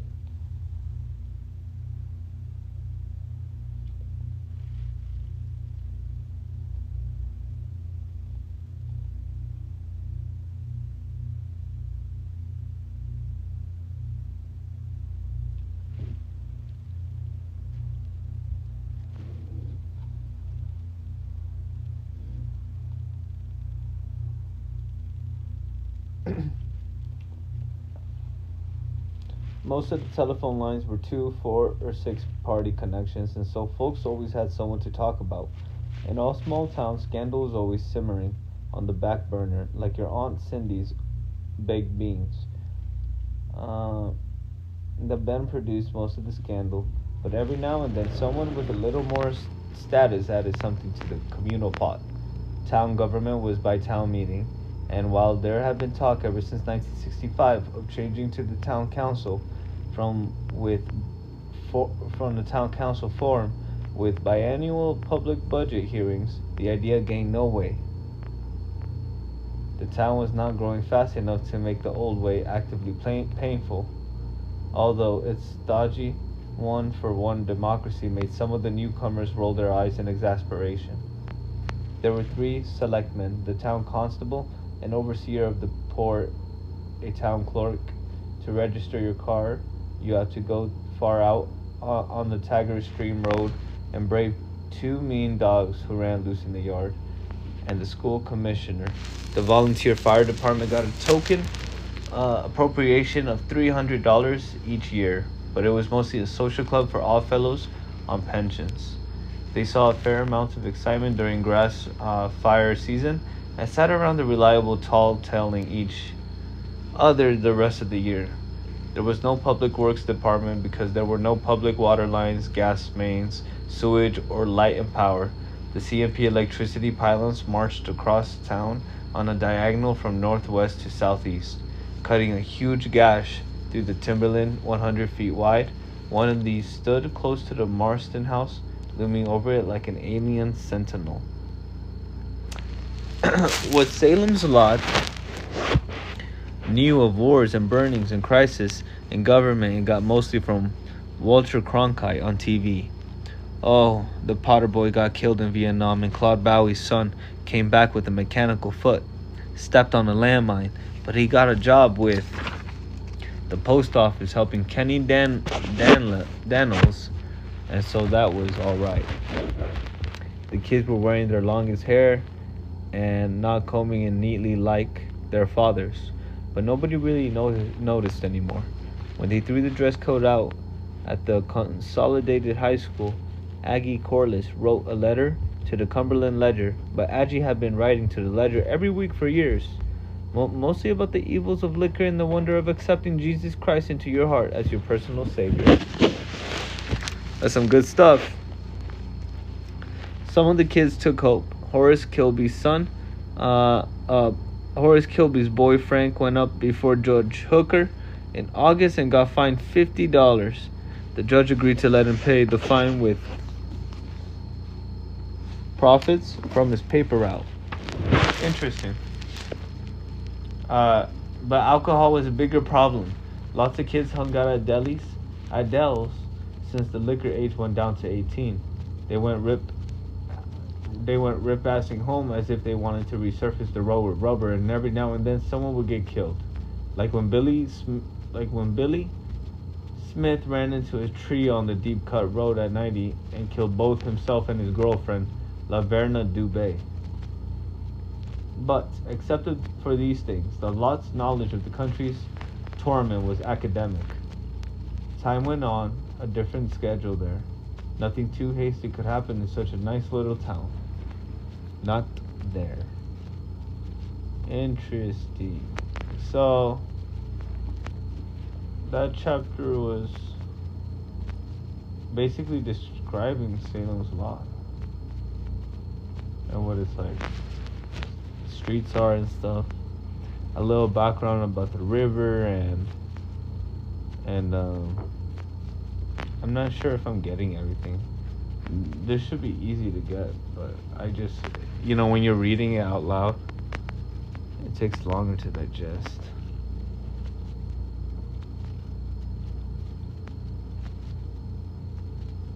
Part 5. Well, scene 5? I don't know, because I think we're changing. I don't know. Something with 5. This is still chapter 2, though. Something with 5. This is still chapter 2, though. Ann Norton was ironing when her daughter burst in with a bag of groceries, thrust a book with a rather thin-faced young man on the back jacket in her face, and began to babble. "Slow down," she said. "Turn down the TV and tell me." Susan choked off Peter Marshall, who was giving away thousands of dollars on the Hollywood squares, and told her mother about meeting Ben Mears. Miss Norton made herself nod with calm and sympathetic understanding as the story spilled out, despite the yellow warning lights that always flashed when Susan mentioned a new boy. Men now, she supposed, although it was hard to think Susie could be old enough for men, but the lights were a little brighter today. "Sounds exciting," she said, and put another one of her husband's shirts on the ironing table. "He was really nice," Susan said. "Very natural." "Oh, my feet," Miss Norton said. She set the iron on its fancy, making it... Hey! Don't... No!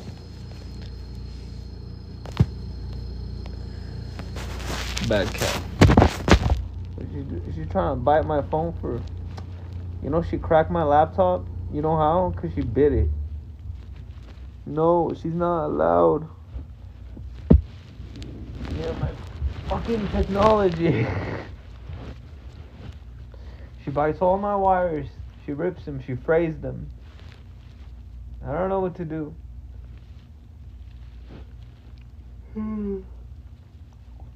I distract her. I'm a good dad. You see, I kiss her. So she thinks, oh, why does he want to give me love right now? And she's like, I gotta go. So if you want your girl to leave, maybe you got, bad example, my cat, Let's continue reading. What the fuck?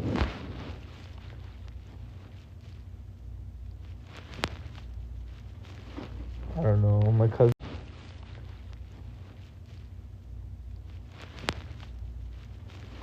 I don't know. My cousin's.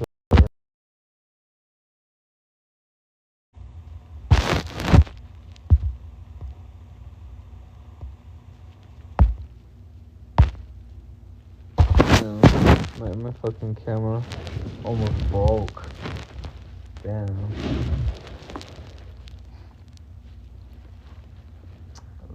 Let's continue reading.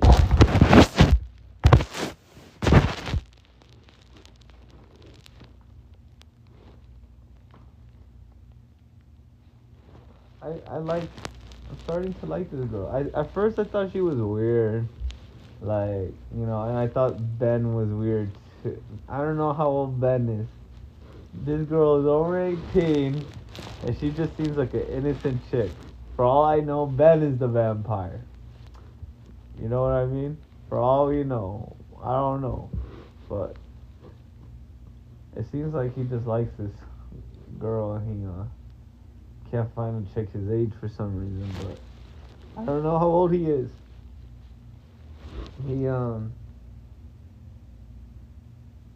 He's old enough to remember the burning, and the girl was like not just born or something, right?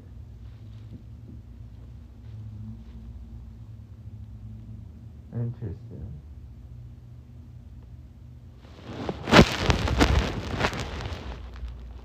Fucking Stephen King.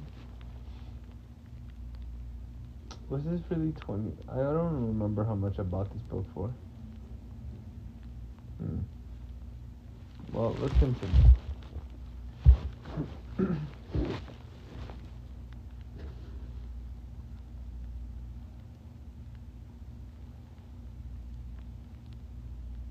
Oh, my feet,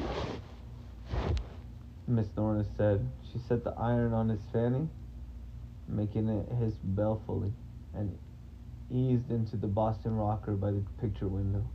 She reached a parliament out of the pack on the coffee table and lit it. Are you sure he's all right, Susie?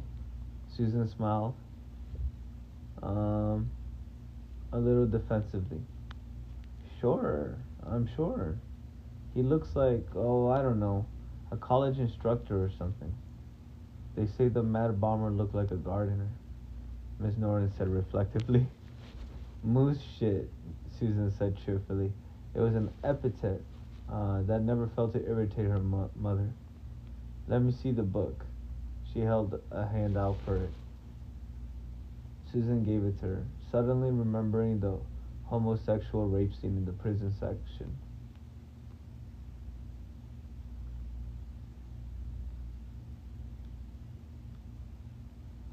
That's crazy.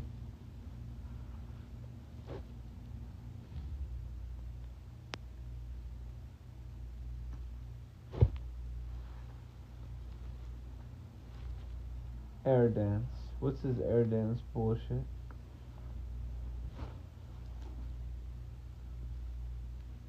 Air dance. Anna Norton said meditatively and began to thumb pages at random. Susan waited, resigned. Her mother would bird dog it. She always did. The windows were up, and a lazy forenoon breeze ruffled the yellow curtains in the kitchen, which Mom insisted on calling the pantry, as if they lived in the lap of class. It was a nice house, solid brick, a little hard to heat in the winter, but cool as a grotto in the summer. They were on a gentle rise of land on Outer Brock Street, and from the picture window where Miss Norton sat, you could see all the way into town.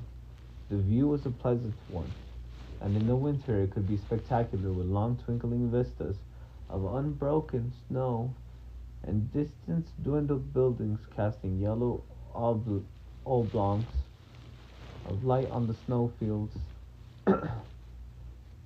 Seems I read a review of this in the Portland paper. It wasn't very good. I like it, Susan said steadily, and I like him. Perhaps Floyd would like him too, Miss Norton said idly. You ought to introduce them. Ooh. Susan felt a real stab of anger and was dismayed by it. Well, how old is he? I still don't know. She thought that she and her mother had weathered the last of the adolescent storms and even the after squalls. But here it all was. They took up the ancient arguments of her identity versus her mother's experience and beliefs like an old piece of knitting. We've talked about Floyd, Mom. You know, there's nothing firm there. The paper said there were some pretty lurid prison scenes, too. Boys getting together with boys. That's so funny. Oh, Mother, for Christ's sakes. She helped herself to one of her mother's cigarettes. No need to curse, Miss Norton said, unperturbed. She handed the book back and tapped the long ash on her cigarette into a ceramic ashtray in the shape of a fish. It had been given to her by one of her lady's auxiliary friends, and it had always irritated Susan in a formless sort of way. There was something obscene about tapping your ashes into a perch's mouth. I'll put the groceries away, Susan said, getting up. Miss Norton said quietly, I only meant that if you and Miss Floyd Tibbets are going to be married. Oh, wait, what? And Floyd Tibbets. The irritation boiled over her in the old, corroded anger. What in the name of God ever gave you that idea? Have I ever told you that? You assumed wrong, she said hotly, and not entirely truthfully, but she had been cooling toward Floyd by slow degrees over a period of weeks. I assumed that when you date the same boy for a year and a half, her mother continued softly and implacably, that it must mean things have gone beyond the hand-holding stage. Floyd and I are more than friends, Susan agreed, evenly. Let her make something of that. An unspoken conversation hung suspended between them. Have you been sleeping with Floyd? None of your business. What does this Ben Mears mean to you?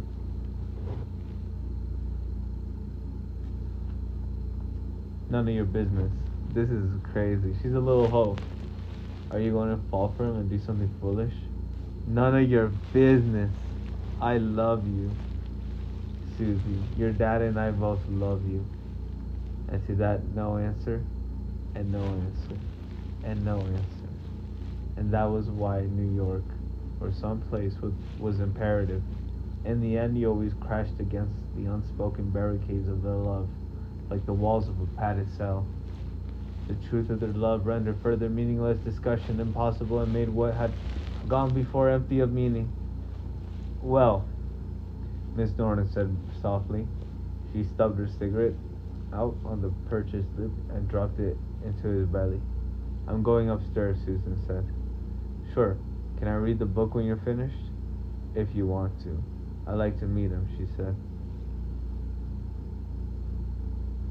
Susan spread her hands and shrugged. Will you be late tonight? I don't know. What shall I tell Floyd Tibbets if he calls?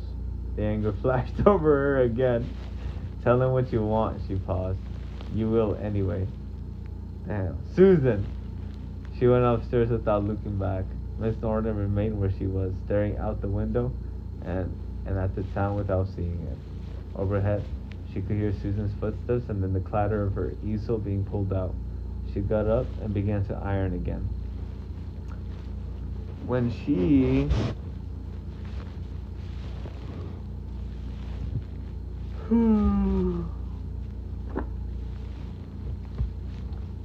she thought Susan might be fully immersed in her work, although she didn't allow that idea to do more than flitter.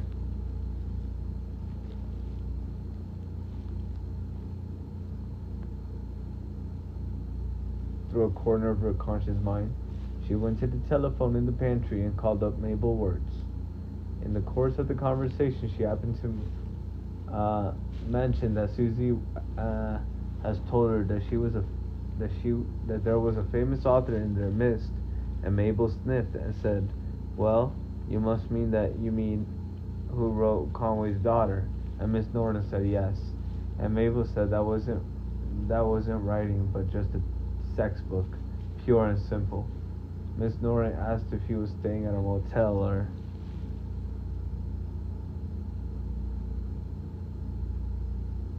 As a matter of fact, he was staying downtown at Eva's rooms, the town's only boarding house.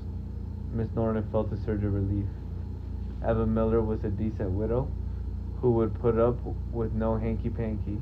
Her rules on women in the rooms were brief and to the point. If she's your mother or your sister, all right. If she's not, you can sit in the kitchen.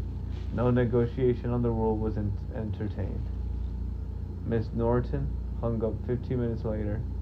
After artfully camouflaging her main objective with small talk, Susan, she thought, going back to the ironing board. Oh, Susan, I only want what's best for you. Can't you see that?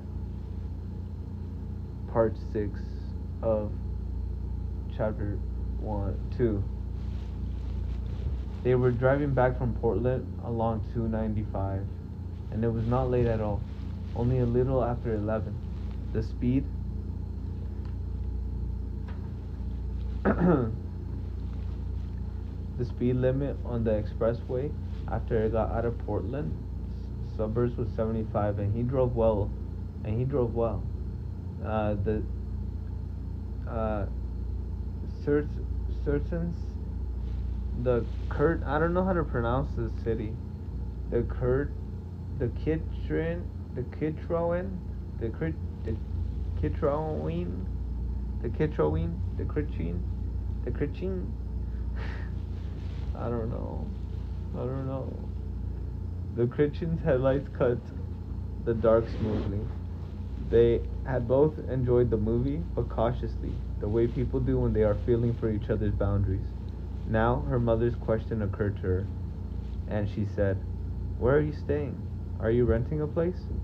"I've got a third floor cubbyhole at Eva's rooms on Railroad Street." "But that's awful.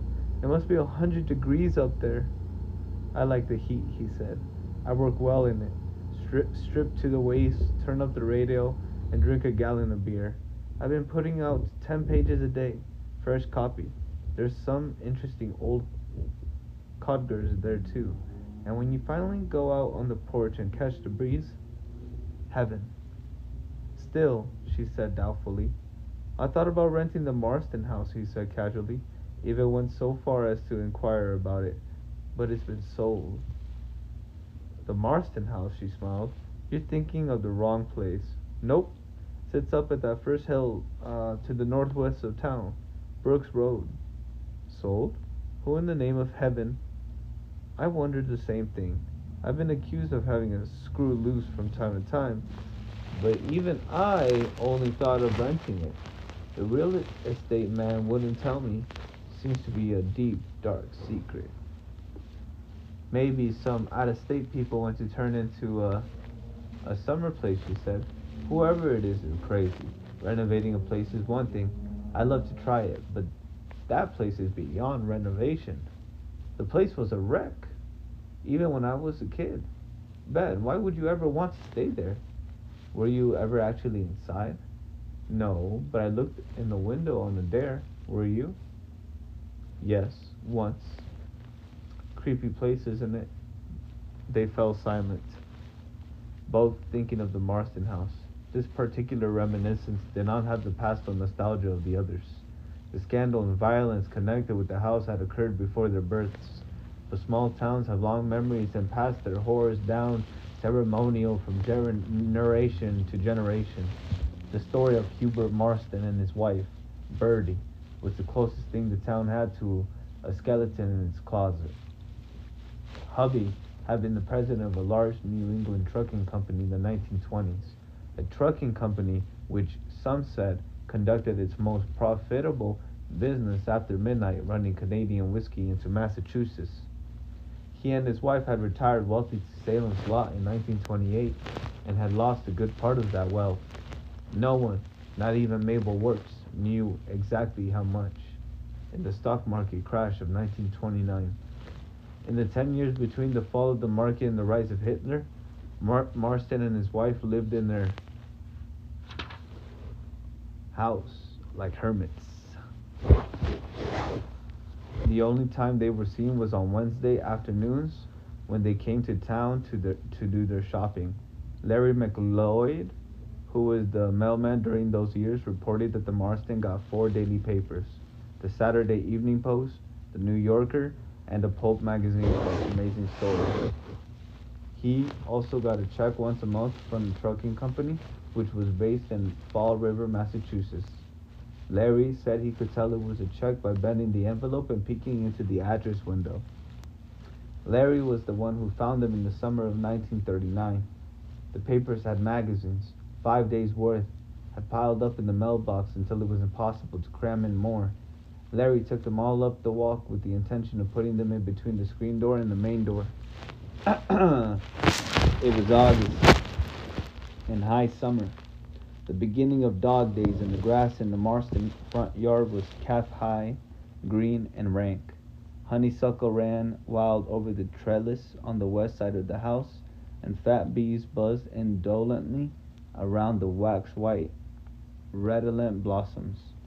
In those days, the house was still a fine-looking place in spite of the high grass, and it was generally agreed that Hubie had built the nicest house in Salem's lot before going soft in the attic. Halfway up the walk, according to the story that was eventually told with breathless horror to each new ladies' auxiliary member, Larry had smelled something bad, like spoiled meat. He knocked on the front door and got no answer. He looked through the front door but could see nothing in the thick gloom. He went around to the back instead of walking in, which was lucky for him. The smell was worse in back. Larry tried the back door, found it unlocked, and stepped into the kitchen. Bertie Marston was sprawled in the corner, legs splayed out, feet bare. Half her head had been blown away by a close-range shot from a .30-06. Flies. Audrey Hearsay always sat at this point speaking with calm authority. Larry said the kitchen was full of them, buzzing around, lightning on the, and talking off again. Flies. Larry McLeod turned around and went straight back to town. He fetched Norris Varney, who was constable at the time, and 3 or 4 of the hangers-on from Crossan's store. Milt's father was still running the place in those days. Audrey's eldest brother, Jackson, had been among them. They drove back up in Norris' Chevrolet and Larry's mail truck. No one from town had ever been in the house, and it was 9 days' wonder. After the excitement died down, the Portland Telegram had done a feature on it. Hubert Marston's house was a piled, jumbled, bewildering rat's nest of junk, scavenged items, and narrow, winding passageways which led through yellowing stacks of newspapers and magazines and piles of moldering white elephant books. Complete sets of Dickens, Scott, and Marriott had been scavenged for the Jerusalem's Lot Public Library by Loretta Starcher's predecessor and still remain in the stacks.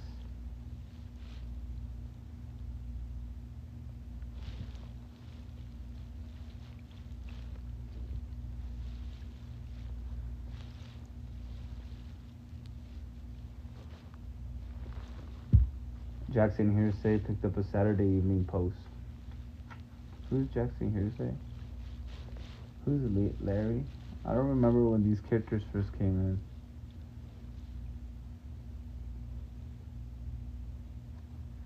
So, oh yeah, they were talking. And then it looks like Hubert Marston, and he and his wife, Hitler. Oh, Larry found them.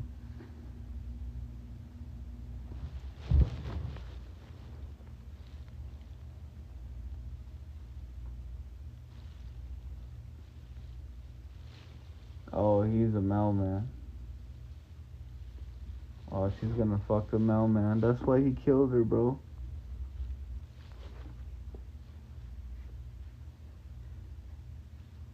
Jackson here say, oh, but who's Jackson?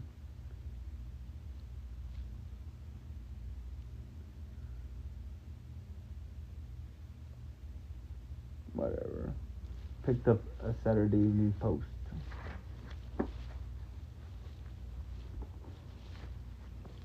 Began to flip through it and did a double take. A dollar bill and been taped neatly to each page. Norris Barney discovered how lucky Larry had been when he had been around to the back door. The murder weapon had been lashed to a chair with its barrel pointing directly at the front door, aimed chest high. The gun was cocked, and a string attached to the trigger ran down the hall to the doorknob. Gun was loaded too. Archie would say at this point. One tug, and Larry McCoy would have gone straight up to the pearly gates. There were other, less lethal booby traps. A 40-pound bundle of newspapers had been rigged over the dining room door. One of the stair risers leading to the second door had been hinged and could have cost someone a broken ankle. It quickly became apparent that Hubie Marston had been something more than soft. He had been a full-fledged loony. That's crazy. Susan and who? Oh, hubby. Susan and her girlfriends had tortured themselves deliciously with the stories they had gleaned from their elders. Amy Rockcliffe had a log playhouse in her backyard, and they would lock themselves in and sit in the dark, scaring each other about the Marston house, which gained its proper noun status for all time, even before Hitler invaded Poland, and repeating their elders' stories with as many grisly embellishments as their minds could conceive. Even now, 18 years later, she found that just thinking of the Marston house had acted on her like a wizard spell, conjuring up the painfully clear images of little girls crouched inside Amy's playhouse, holding hands, and Amy saying with impressive eeriness, his face was all swelled up and his tongue turned black and popped out and there was flies crawling on it. My mama told Miss Wirt's place. What? I'm sorry. She came back to the present with an almost physical wrench. Ben was pulling off the Trump Lake and onto the Salem's Law exit ramp. I said it was a spooky old place. Tell me about when you went in. He laughed humorously and flicked up his high beams. The two-lane blacktop ran straight ahead through an alley of pine and spruce, deserted. It started as kid stuff. Maybe that's all it ever was. Remember, this was in 1951 and little kids had to think of something to take the place of sniffing airplane glue out of paper bags, which hadn't been invented yet. I used to play pretty much with the Ben kids, and most of them have probably moved away by now. Do they still call South Salem's lot the Ben? Yes. I messed around with David Barclay, Charles James, only all the kids used to call him Sonny. Harold Ruberson, Floyd Tibbetts. Floyd? She asked, startled. Yes, do you know him? I've dated him, she said, and afraid her voice sounded strange. Hurried on. Sonny James is still... That's crazy. Around too. He runs the gas station on Jointer Avenue. Harold Ruberson is dead. Leukemia. They were all older than I, by a year or two. They had a club. Exclusive, you know. Only bloody pirates with at least 3 references need apply. He had meant it to be light, but there was a jag of old bitterness buried in the words. But I was persistent. The one thing in the world I wanted was to be a bloody pirate. That summer, at least. They finally weakened and told me I could come in if I passed the initiation, which Davy Botts thought up on the spot. We were all going to the Marston house, and I was supposed to go in and bring something out as booty. He chuckled with his mouth. Oh. He chuckled, but his mouth had gone dry. What happened? I got in through a window. The house was still full of junk, even after 12 years. They must have taken the newspapers during the war, but they just left the rest of it. There was a table in the front hall with one of those snow globes on it. Do you know what I mean? There's a little house inside, and when you shake it, there's snow. I put it in my pocket, but I didn't leave. I really wanted to prove myself, so I went upstairs to where he hung himself. Oh my God, he said. She said, reach in the glove box and get me a cigarette, would you? I'm trying to quit, but I need one for this. We got him one and he punched the dashboard lighter. The house smelled. You wouldn't believe how it smelled. Mildew and upholstery, rot and a kind of rancid smell like butter that had gone forever.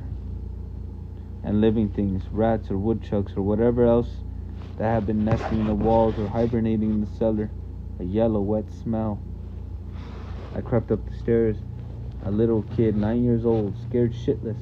The house was creeping and settling around me, and I could hear things scuttling away from me on the other side of the plaster. I kept thinking I heard footsteps behind me.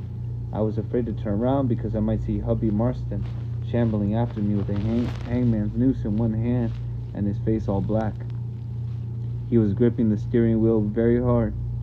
The levity had gone out of his voice. The intensity of his remembering frightened her a little.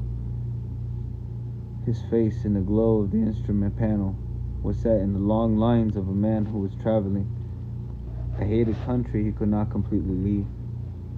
At the top of the stairs, I got all my courage and ran down the hall to that room. My idea was to run in, grab something from there too, and then get the hell out of there.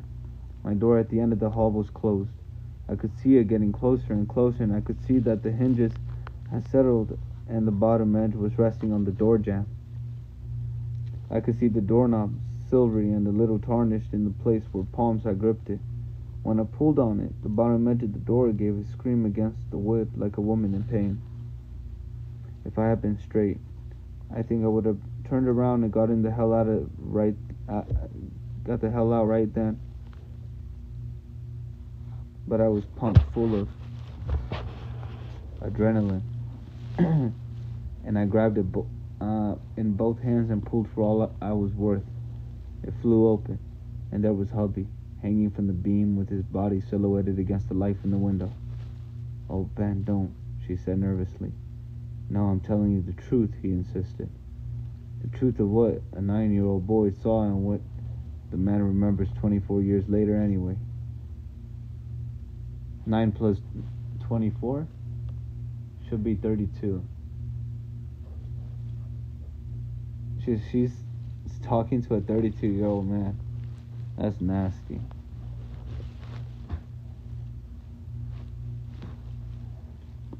Alright. Hubby was hanging there, and his face wasn't black at all. It was green. The eyes were puffed shut. His hands were livid, ghastly. And then he opened his eyes. Ben took a huge drag on his cigarette and pitched it out his window into the dark. I let out a scream that probably could have been heard for 2 miles, and then I ran. I fell halfway downstairs, got up, and ran out the front door and straight down the road. The kids were waiting for me about a half a mile down. That's when I noticed I still had the glass snow globe in my hand. And I still got it. You don't really think you saw Hilbert Marston, do you, Ben? Far up ahead, she could see the yellow blinking light that signaled the center of town, and was glad for it.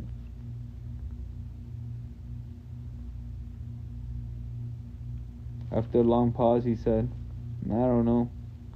He said it with difficulty and reluctance, as if he would have rather said no and closed the subject thereby. Probably I was so keyed up that I hallucinated the whole thing. On the other hand, there may be some truth in that idea that houses absorb the emotions that are spent in them, and they hold a kind of dry charge. Perhaps the right personality, that of an imaginative boy for instance, could act as a catalyst on that dry charge and cause it to produce an active manifestation of something. I'm not talking about ghosts precisely. I'm talking about a kind of psychic television in 3 dimensions, perhaps even something alive, a monster if you like. So took one of his cigarettes and lit it. Anyway, I slept with the light on in my bedroom for weeks after, and I've dreamed about opening that floor off, on, and off for the rest of my life. Whatever I'm in stress, the dream comes. That's terrible. No, it's not, he said. Not very, anyway.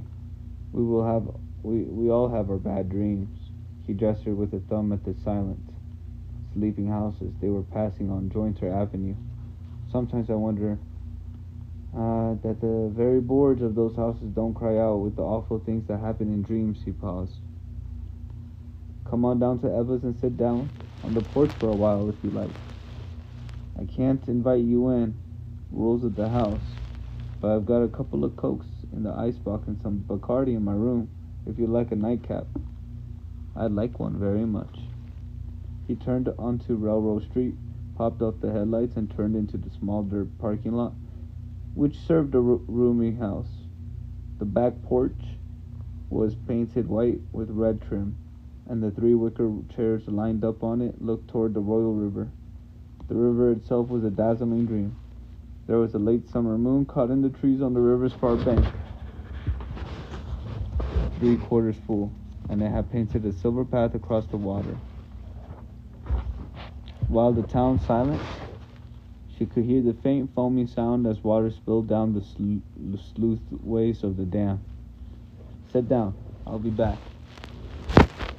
He went in, closing the screen door softly behind him as she went down in one of the rockers. She liked him in spite of his strangeness. She was not a believer in love at first sight, although she did believe that instant lust, going under the more innocent name of infatuation, occurred frequently.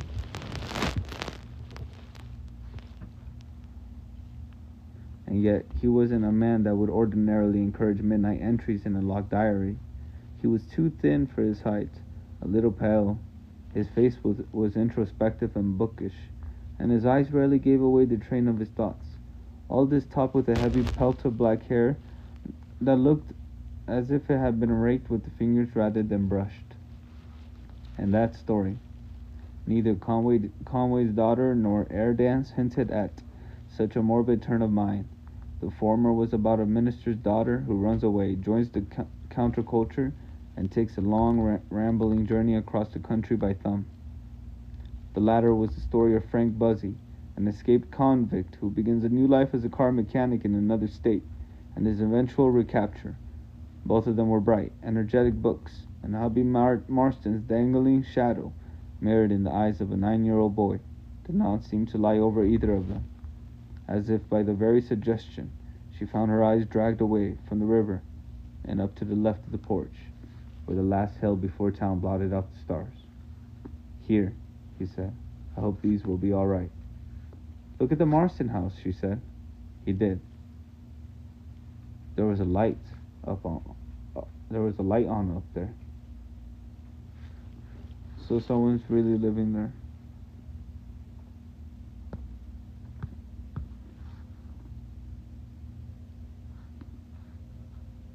We're gonna end the live. I'll be back though. That was fun.